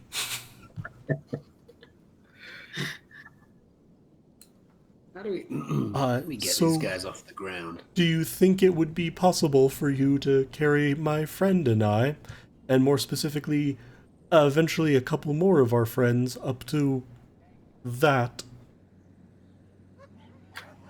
Before you respond to that, Andy, Dom, is there any way you can get closer to your mic? Or My mic's pretty close. I can talk a little louder. What setting is it on the back? Is it on 1 or 2? It's on 1. Think. Can you put it on 2? It's for a second. See. Yeah, here we go. How's that? It's on 2 now. That sounds worse. you're still a bit quiet, so maybe it's something that, I don't know if Galway, you can adjust his volume on your end. All these new Can we- settings with my new computer. Yeah, could we go into Discord? Yep. Setting. Me? Yeah. Voice and video. Yep. And then what is the input device volume set at? 80%. Could you bump that up to 100? Yo. How's that sounding? Yeah. That's better. Yeah, I like that. All right. Sorry about that. Beautiful. Beautiful, my pretty. Thanks, Sam. Sam just kind of messaged us and asked for a quick tweak there. Yeah. Galway, do you want to give him his prompt again? I genuinely have forgotten what I said. I think you were asking if the Griffin could carry you up there. Oh, yeah, and So would it be possible for you to carry my friend and I and a couple more of our friends up to that? Pointing at the floating mountain. That will be in a little bit. Right now, this friend would also like to go take a quick look at that, but then come back. Yeah. I've never seen it. I'd love to look at it too. And then it'll kind of go over to you, Kryon, and sort of nudge you a bit. And if you'd like to, you could probably hop on its back. I would be delighted. They, All right. They seem extremely intelligent, noble creatures. I'm sure they will carry you majestically. Meanwhile, Mikek is looking at Kalia. What the shit, Kalia? The other one comes over to you, Mikek, then, and kind of bows low. Yes, I'm afraid that my friend is a little odd. And we can carry much weight. And if I could be of any service, please, do not hesitate to ask. Did Andy cut out for anybody else there? A little bit, but I don't think I lost any. I don't think I lost any audio. Mikek's just gonna sort of like, thank you. This is a great relief, given the role that you all are likely to play in our plan to get up there, that you will not deposit us on the top of a random mountain or in a valley. I was growing concerned. Might I offer you coupons for Tumbledown's Flower Crown's veterinary services? Quite, yes. That would be most appreciated. It's gonna like tuck them in sort of behind like the feathers. Just to check, it's only Mikek that can directly communicate with the Griffins. Once we take off, I just hear screeches and stuff like that. Yeah. Yep. Okay, roger that. Yep. The one sort of looks at you and says, "What's the name of the one up there?"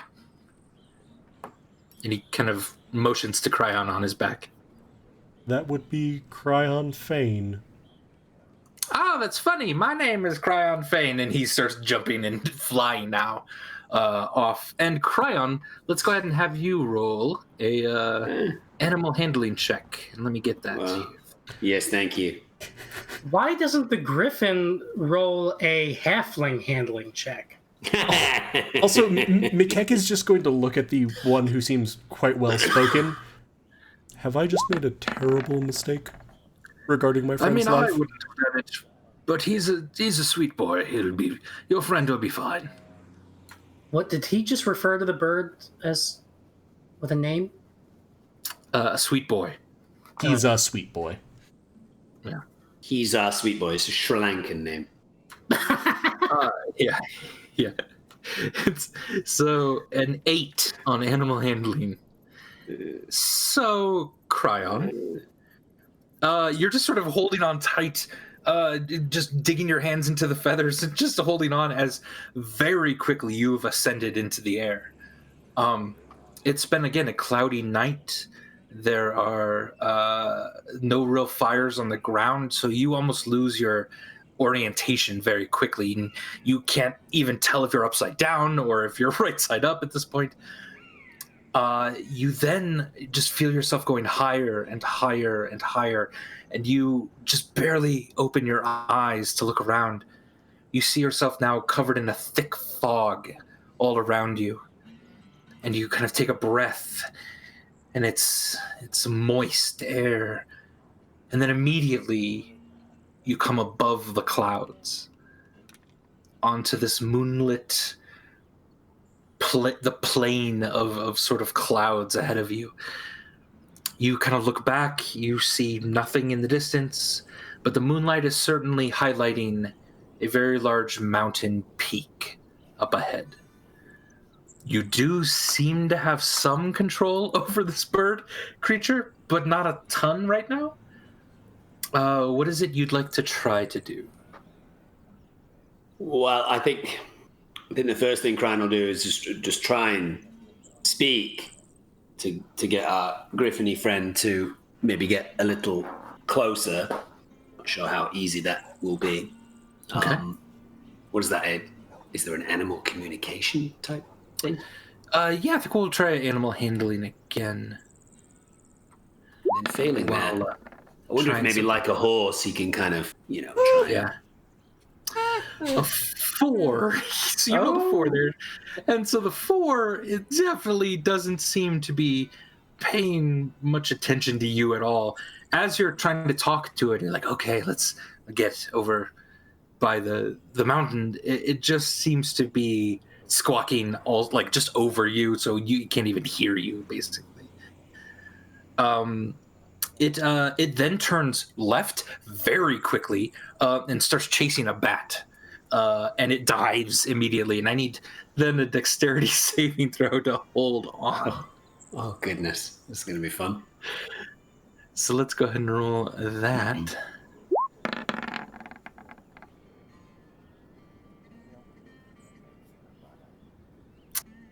13. Yeah, good. So you're able to just hold on as this thing now swoops and dives. It catches a bat, and there's a bit of juice that kind of hits your face as you're just holding on to these feathers. You're having very little time controlling this thing, but it does seem to then casually be making its way over to the mountain, because that seemed to be the last thing Mikek asked it.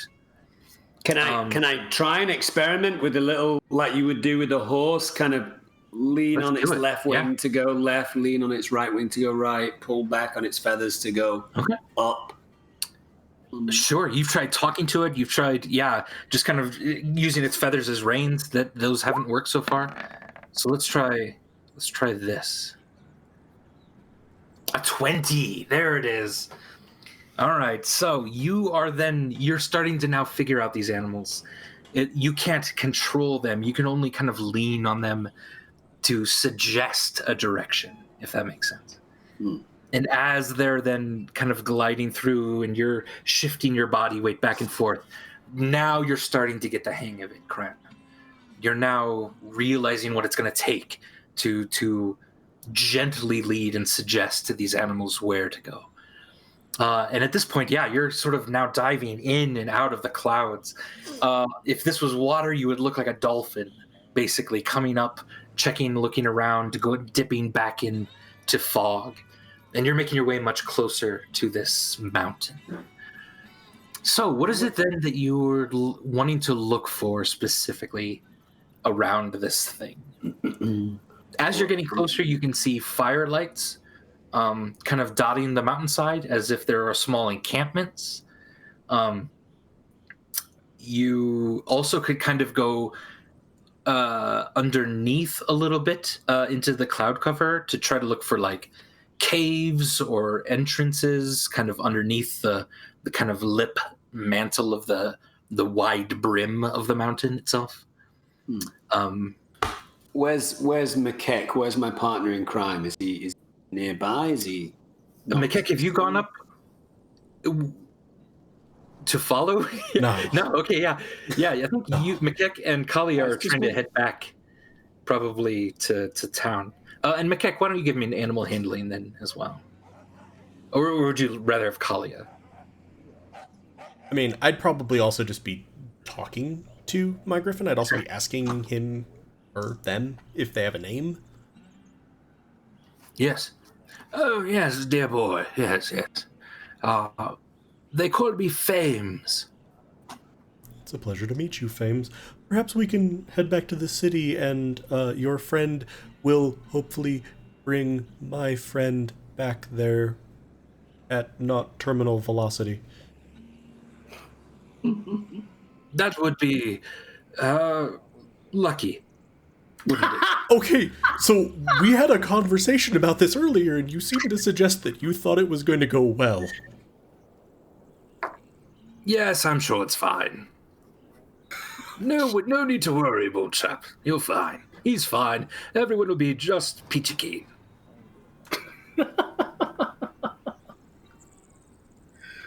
Andy, you're the worst. So Kryon, you kind of look around. You just don't see Mikek or Kalia. Okay, he's on his own. That's fine. Yeah. That's fine. He likes it that way. I mean, it's kind of a recon check, right? It's just a kind of a sortie of sorts. And I think, if I was correct, the thing we talked about last time was actually partially around the fact that Mikek and Connie are both very sort of large creatures on the back of a griffin, so you were going to be looking for, is there a way to sneak in? Is there, like, that was sort of what was at the top of your mind. Yeah. I mean, you did say that there was potentially kind of entrances to tunnels and things like that. Is that what Maybe, you see from a distance? Cave entrances and stuff like that? Right. It's kind of it's hard, especially in the moonlight, to see from a distance, but you can get much closer. Let's certainly get much closer. I just don't want to get. Especially if you go into the cloud cover, you might be able to see kind of what's underneath the mountain a little bit. Cool. Yeah. Let's get closer. All right. So you dive into the clouds. You're coming up on the mountain itself, and let's go ahead and do a perception check to see what you're seeing. 13. Right. So, as you dip down even below the kind of overcast clouds, they're just kind of creating a wall of fog up here. You now have gotten much closer to this place. You can see several things. One, you see on the ground fires and torches surrounding the elk. You also are able to kind of dip and dive in between the ropes that seem to go up entirely into the mountain itself, that are tied to the antlers of these elk on the ground. As you get up closer to those, you see that about 5 of those ropes each are tied to a large metal kind of circular hook, and that those are driven deep into the rock of the bottom of the mountain itself. So those seem to be anchor points, which which then the elk are using to pull this mountain along. Off the backside of the mountain, then, there's a waterfall that you see going down into the clouds itself, and then just kind of coming out the other end of the clouds is rain at that point. As you get closer to the waterfall, you do see that it's a fairly large cave that water is pouring out of. And that is on the underside of the cave then as well. Or I'm sorry, the underside of the mountain as well. So you think at least you would be hidden from whoever's on top of the mountain. So that's a possibility too. Nice little bit of insight, but I can't get too much closer to the entrance to that cave. You can, yeah, if you want to. Yep, you can definitely get closer. Yeah, I'd like to come back with kind of a potential starting off plan of sorts, a place to start to see. So let's see if I can get a little closer. All right. Let's try an animal handling check to see how well you can kind of guide this bird creature in. A 9. A 9's decent. It's not hard. Now that you've sort of managed to figure out how to steer this creature, you don't think... Yeah. So you're able to basically kind of land on one of the sides of that massive cave where the waterfall is coming out of. You do that. You sort of crumble a few rocks, making a bunch of noise as you're doing that. But you do discover that there's a path along the side of the now river that is coming out of the mountain, out from the heart of the mountain itself. And that path is large and wide enough, about 10 feet across. So you could even walk your griffin up that path a little bit longer if you want to see kind of what's further in the cave. Yeah, let's push our luck a little bit. All right. Do you stay on the griffin, or would you like to kind of get off and sneak? Well, are they loud? Are they a little bit? Yeah. Yeah, This one has claws and talons that are like scraping against the rock. If you were listening for something, you probably would hear it. But you don't even know if there's guards down here at all or anything like that. So I'll definitely jump off as long as in the jumping off landing process, that's not loud. That's not too loud in itself. Yeah, no, absolutely. Yeah, let's then give you a stealth check.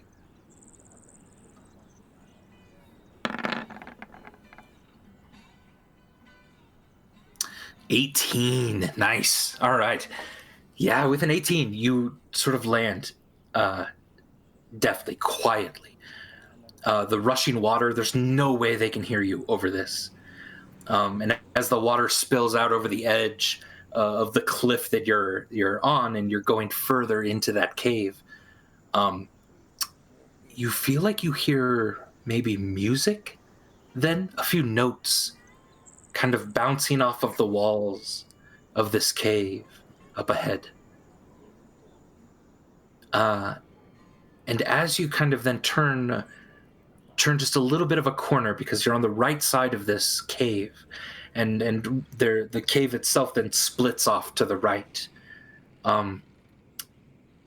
You can tell that there must be some sort of metal ore along the sides of these caves, because something much further in is now glinting and bouncing light off of all of this ore. And it's becoming sparkly and beautiful as you see it. Wow. But this definitely seems to be an entrance to get onto the mountain, at least. You're not sure where it goes exactly yet. Would you like to continue, or? You're moving away from the river if you go into that cave area. You mean away from the safety of the river? Is that what you... Safety as in it's making a lot of noise, and so it's easier to sneak. Yeah. I mean, if we all come back in, there's going to be way more of us making way more noise, and at some point we have to turn down away from the river. Maybe it's a good idea for one of us to to have a look. I'll push my luck a little further and maybe see if I can turn that corner just to get possibly the last recon before I head out. Let's do it. So we'll do one more stealth check. How we doing? 16. All right. Whew. All right, Kryon. With a 16, you're quietly now. You're now getting into a space where the griffin probably can't follow you, but it seems very okay waiting at the mouth of this cave. So if you're okay leaving him behind for a little bit, you can go in pretty sneakily further in. Sure. Okay. So you then sneak on in. The rock here is again glinting. It's some sort of obsidian and kind of a silvery ore, it seems to be like, all around you. And as you get further and further in, you now hear where that music is coming from. There's a chant, it seems, that is coming from further up in through this cave. And as you continue in, going slowly, making sure that no pebble is disturbed, you come to the exit of the cave that you're in, which is a sheer drop of about 20 feet into a circular room, in the middle of which is a very large white crystal that is pulsing with blue and white energy. And then you see who's chanting around it.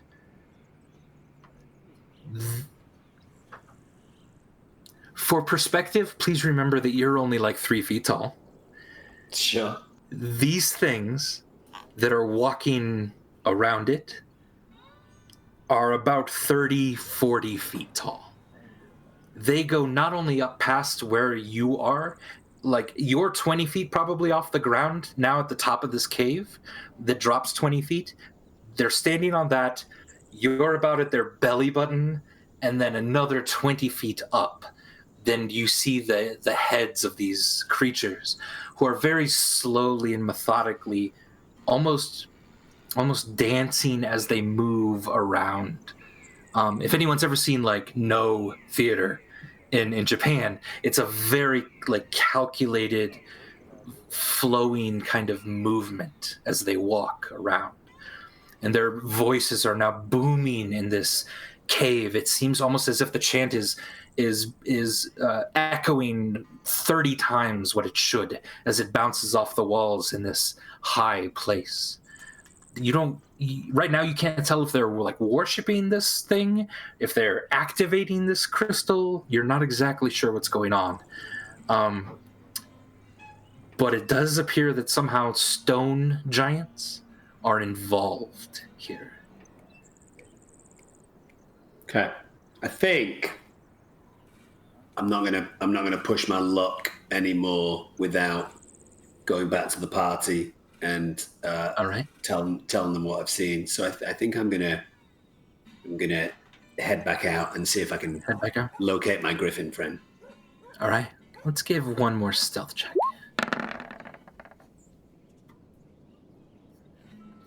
A 22. Very nice. Yeah. They seemed really preoccupied with whatever ritual that they're performing, and you're able to bounce out of there very quietly. You feel like you've left no mark. And you get back, your griffin friend is still waiting. And if you'd like, you can hop out of here and try to head back home. Yeah, let's do that. I'm gonna cut my losses at this point. I think I have enough information to impart to the group. All right. So you step out, get back onto the griffin. You've now managed to be able to steer this thing. It trots, fairly loudly, but again, the river's right there, making a lot of noise. It leaps off of the edge of the cliff, following the river and over into the waterfall, down. You're starting to get the spray of the water in your face, and then the wings open and it shoots off into the clouds itself. And as you're taking a breath and you're kind of looking back over your shoulder at the mountain that is now getting a slight bit smaller as you proceed to burden, something large and dark flies in front of your face. And it disappears into the clouds as well. And then you can tell that your griffin is immediately scared. And it almost stops flapping its wings, and it hugs its wings close to its chest. You hold on as you just now feel yourself in kind of a free fall down toward the ground. And then as maybe 20 feet off the ground, again, the wings open, and you soar over several trees, and you see now the lights of Burden in the distance. And then you hear from behind you somewhere deep in the clouds, covered by the fog. It seems like there was something flying around, perhaps a winged guard of some sort. Luckily, you were able to avoid it this time. But there is more information now you have. And it seemed to really freak out the griffin. And it's not too long then before you land into the firelights and the lamplights of Burden. The griffin itself kind of landing in the mud, sliding to a stop. You see Mikek and Kalia there talking with Connie and Elef, who are now unloading barrels as well. What would you like to say to them as you hop off the griffin? Okay, I think Kryon takes a few deep breaths, collects himself. Oh, guys. Oh, okay. I have stuff to say. Let me just collect my thoughts for a second. Elef, what is that in your hair? You have reproductive fluid in your hair? Or what is that? It's wet. It's webs. Webs, you said? It was a discharge. I saw it. It was a discharge. It looks like some sort of animal discharge. You got it all around you. Just do this. Do this with Webs. your It's totally webs. I'll burn it. I can burn it off. Do this with your bangs. It's all. Elef is going to instead produce flame and burn the web off. Yeah. You singed a bit of that red hair of yours as well, but it's been singed before. Elef, you always said, if you had something on your face, something in your hair, I'm trying to be good. There is Thank you. Yeah, you're totally welcome. there's something about Elef. Yeah. Oh my god. Okay, guys, I think I learned some pretty good stuff. Okay, first of all, not all griffins are created equal. I was on one that seemed to have some sort of brain deficiency. Maybe I don't want to speak for you as well, Mikek, but I assumed all griffins were slightly mentally challenged, but that's not true. It's just my guy, right? Mikek is sort of sipping a mug of tea. Yeah, about that. There might have been some details that we perhaps should have acquired before you went off in the clouds, but I'm glad you're back. Yeah, thanks. Yeah, I was also under the assumption that because you could communicate with the animals, I could too. Didn't realize that until I was about 300 feet up into the sky, so... another thing that maybe would have helped me when I was on the ground, but it's okay. I survived. Okay, so cliff notes. We managed to get up there. Seemed to be a few lit fires, some campfires, relatively low activity at this time of night. No one was alerted to my presence. My griffin friend kind of flew around, gave a nice little griffin's eye view of, what I could see, and then I saw an entrance to a cave that looked hopeful. It looked like a place that we could possibly get in since it was kind of shielded by a waterfall. We landed. My griffin friend stayed outside for a little bit. Went inside. There was a sound of kind of a ceremony of sorts or a festival, something like that. I managed to creep round and get my eyes on what was happening, which was like a party or a gathering of That sounds nice. No. Well, maybe, but huge giants, huge like rocky giants. They didn't necessarily, they didn't see me, so I can't say whether or not they're friendly or unfriendly, but they were very distracted with doing some singing and playing of some instruments that I'd never seen before. In the center of this room was a huge crystal that, whether they were worshipping it or not, it seemed to be the center of this gathering's attention. At that point, if I'd have gone any further, I think they might have seen me, so I came back. But so up until that point, that's kind of all seems to be relatively hopeful. That's fine. On the flight back, I didn't see it, but I heard a huge creature in the sky that seemed to maybe sense that there was something smaller flying around and sent out a little bit of a battle cry, in which my griffin basically skyfalled up until about 20 feet from the ground. We're safe. He's safe. We're okay. I'm going to guess there's something like a dragon watching guard in the sky. So we go up there.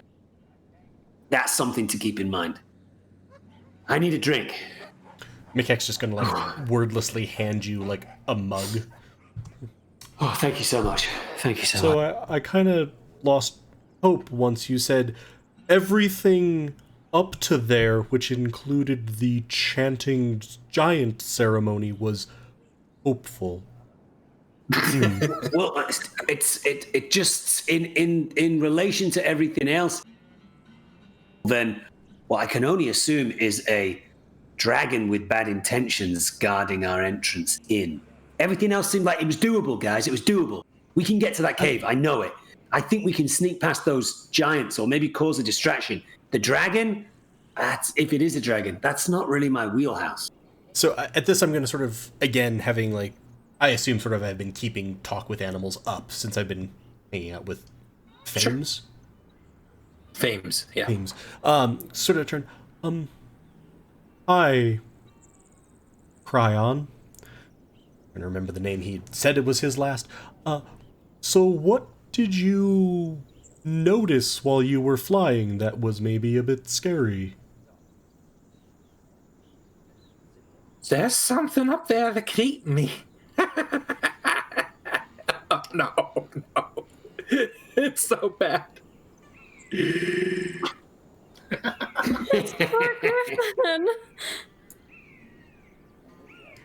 Pull down a couple of things and quickly mix something. Have a veterinary soother. A soother, okay. It'll kind of and kind of choke it down a bit. What does a veterinary soother do? I was just going for something that was literally soothing. Something calming. Yeah. Calming and stuff. Yeah, cool. Yeah. Do you have an herbalism kit? Why don't you give me a check of those? If not, you should. You should just have one. Okay. 14. Beautiful. Yeah. That seems to... His eyes are really wide, and they'll kind of soften and even just get really a little sleepy almost. Yeah. There you go, buddy. Remember, nice. Tumbledown Flower Crown's veterinary accepts trade in kind from those who may not have access to cash. Yeah, my name's Veterinary. You just give him some cozy chamomile or some shit. You're going to see Mikek's eyes sort of narrow. Yeah. Chamomile.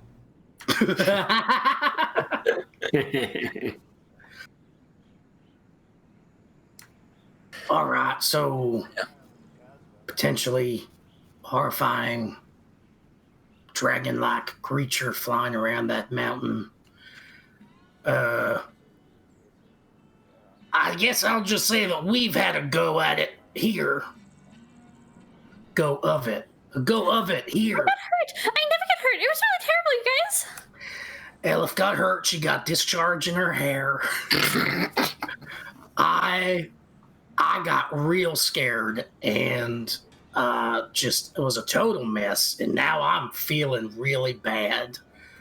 And so, yeah, I'm not saying that we should just give up on this mountain thing, but Good.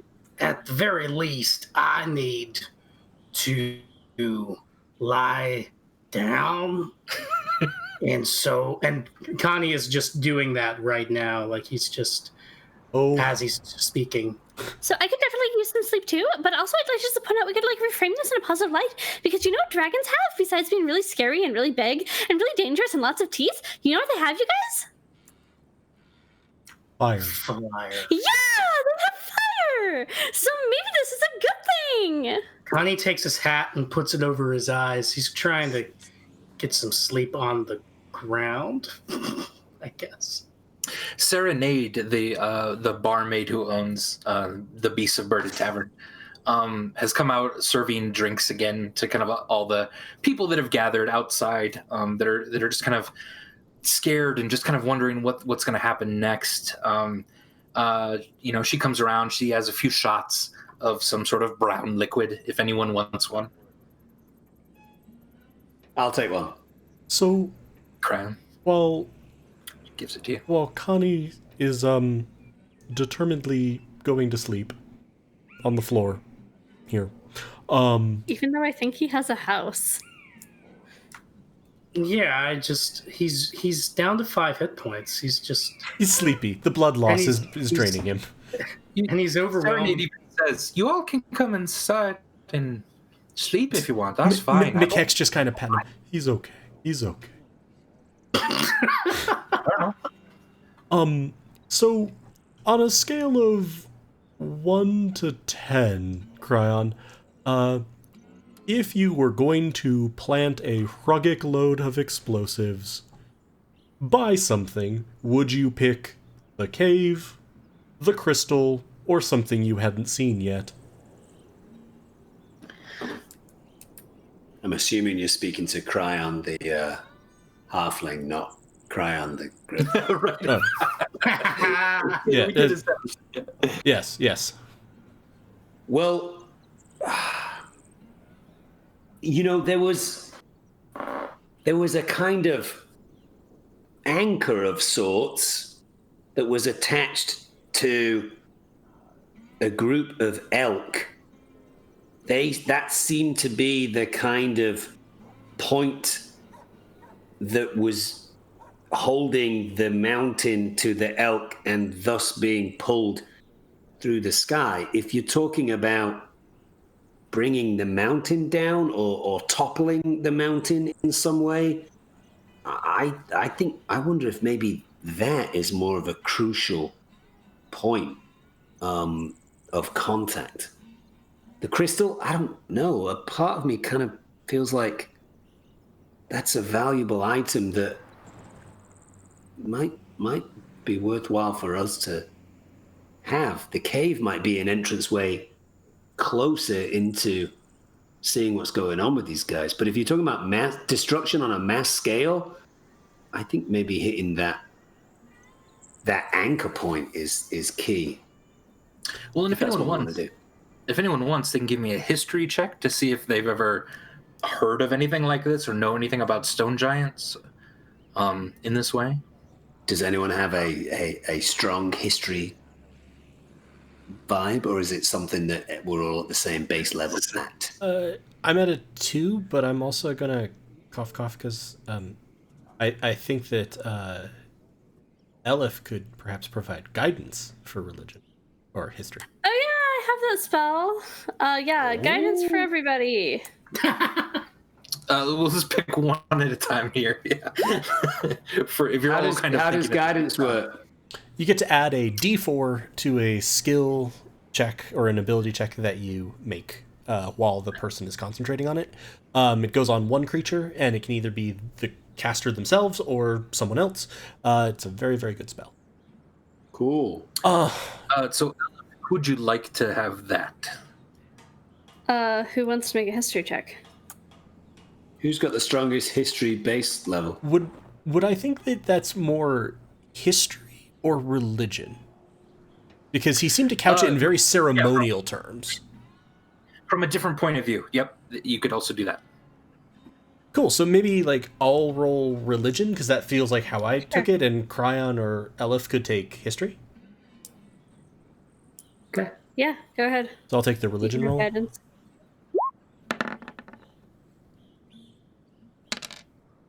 11. Kryon can also have guidance if you're not doing it simultaneously. For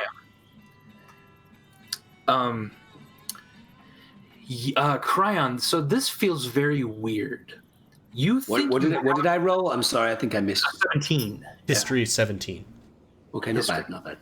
Yeah, so you going back to your monastery, you actually remember learning in a book a little bit about cloud giants who would every once in a while use something like a crystal to make a house float, a castle maybe, but nothing like a mountain. And you very distinctly remember you saw stone giants around that crystal, which gives you several things to think about. Are cloud giants and stone giants working together, which is not necessarily something that typically happens among giant kin? Did stone giants steal something from the cloud giants? A crystal is certainly more stone-like than cloud-like. Maybe the stone giants would have better powers with it. Yeah, you're not exactly sure, but you're pretty sure that you remember a connection to cloud giants. And if that's the case, it possibly could be part of the source, if not the source, of why that mountain seems to be floating. Okay. So, Nice intel. So you kind of have that in the back of your mind, and how much you share, of course, is up to you. But 11 religion give me anything? in a religion, yeah, it sounds like, from what Kryon described, it was a little hard sort of secondhand without seeing it, but it does feel a little like that is some sort of ritual used to activate something, not like worship it. Okay. So it was more purposive than Yes. purely ceremonial, or okay. Yeah, it seems that way. Yeah. Connie, you sort of just kind of open your eyes on the ground, and you then sit up real quick because you see something odd. Elef, you catch Connie's eyes, and you also then sort of look behind you. Coming up the road from the south, you see about 5 Goholnian soldiers just walking through town. One of them has a clipboard. And he comes up and he looks at you, Connie. He looks at you, Elef. He looks at you, Mikek. He looks then down to Kryon. And then he kind of smiles a little bit. Master Halfling, there is something I want to ask of you. I hope you don't mind. But is there a captain here named, and he looks at his sheet, Granite Heimlo, Captain Heimlo. Seems like we're supposed to be picking up something from here. Could you direct us to this Heimlo? And he then looks up at the rest of you. And if you remember, Granite Heimlo was the outrageously German captain that Kryon and Mikek killed earlier this evening. he was also a demon or devil or He something. was something else. Yeah. And he's looking at you, Kryon. Would you mind passing us to this person? Krion's gonna kind of. He's looking at his clipboard. 4 giant elk, I believe, is on the manifest. Giant elk, you say?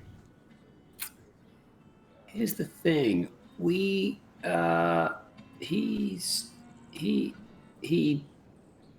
passed away.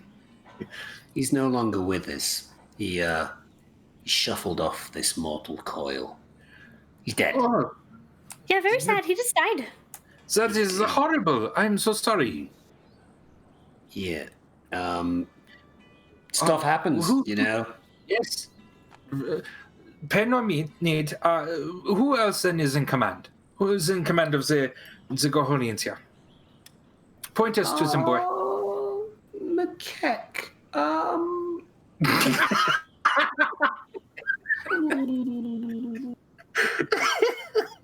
I have a thing over there. But Mikek he's your man. Yes. I'm just gonna. I see. Well, I was hoping to speak with someone, not one of the off races. I was hoping to speak with someone more intelligent, but this is fine. Turtle person. Yep. You sound exactly how you look, yeah. So we do have a little bit of a tradition here in Burden. New visitors, and you can tell me whether or not I'm allowed to do this, but new visitors, and he's gonna, Mikek is sort of fiddling with his flower crown, which I also treat as my herbalism kit. We have a special welcoming tea. It's only for the most important visitors. Okay, give me a deception check.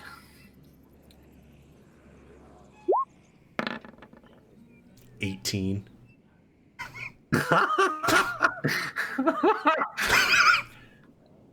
Then could we be pointed to the next in command after we drink this welcome tea with the savages of the land? Of course, I'm sure you will be seeing the relevant Goholian command structure very quickly after drinking it. Whatever then, as long as we can. Obviously, we have something very important that we need to get back to. And he kind of points up at the mountain. Fine, show us to the tea. I'm just sort of mixing it. I'm sort of assuming like she's been bringing drinks. There's a whole set of mugs. I understand that an herbalism kit is not a poison kit. I want to have this fuck him up as badly as an herbalism kit can. Okay, gotcha. Yeah, give me an herbalism kit check then. I also feel like as I'm doing this, I am literally going to, though, look over at Elef, like, little... Oh. Little... Oh. Kryon, you also remember you have a trap in the back of your pack that you don't know what it does. Just saying. In case anyone wants metagame level guidance. Oh, yeah, okay. Yeah, okay, sorry, or if you have any highly combustible fluids that you're just you holding. want to be floating up, Galway. That's awesome. That's where Lena's mind went first. Well, to be fair. But yes, you have guidance. Okay. We're not entirely sure what the trap does, right? Yeah, no, you've not been able to really examine it too much yet. You just found it earlier today. Nat 20. Oh my god. Nat 20 on the herbalism check, and fuck it. That'll be a 28 total. Amazing. Woo! God. You serve this drink to the 4 Goholian, 3 Goholian men, and then a female elf. Didn't you say 5 soldiers. people? Just 4. Okay, I was like, no, Mikek has tea for everybody. Yep. You serve this drink to the 4 people. They're starting to look around, and as one of them sort of looks at you, and the main one that was talking says, "This smells funny, smells odd." One of their friends drops behind them, and they're just like, "Is that coriander?" Star anise. And another friend drops behind him. Star anise, it's fun. Is there a bit of coriander in there? It's chamomile. Chamomile. You got me. There's a little bit of coriander. The third one drops, face plants into the mud, and he goes, "It's probably coriander," and just drinks it up. And but he doesn't even tip. He doesn't even get to take his drink down. He just keeps going backward, until he too falls into the mud. You now have 4 Goholian soldiers coming from the mountain itself. And I think that's where we're going to call tonight's session.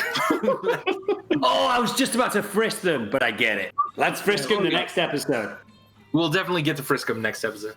There'll be a time for a frisking. Oh, 100% time for frisking.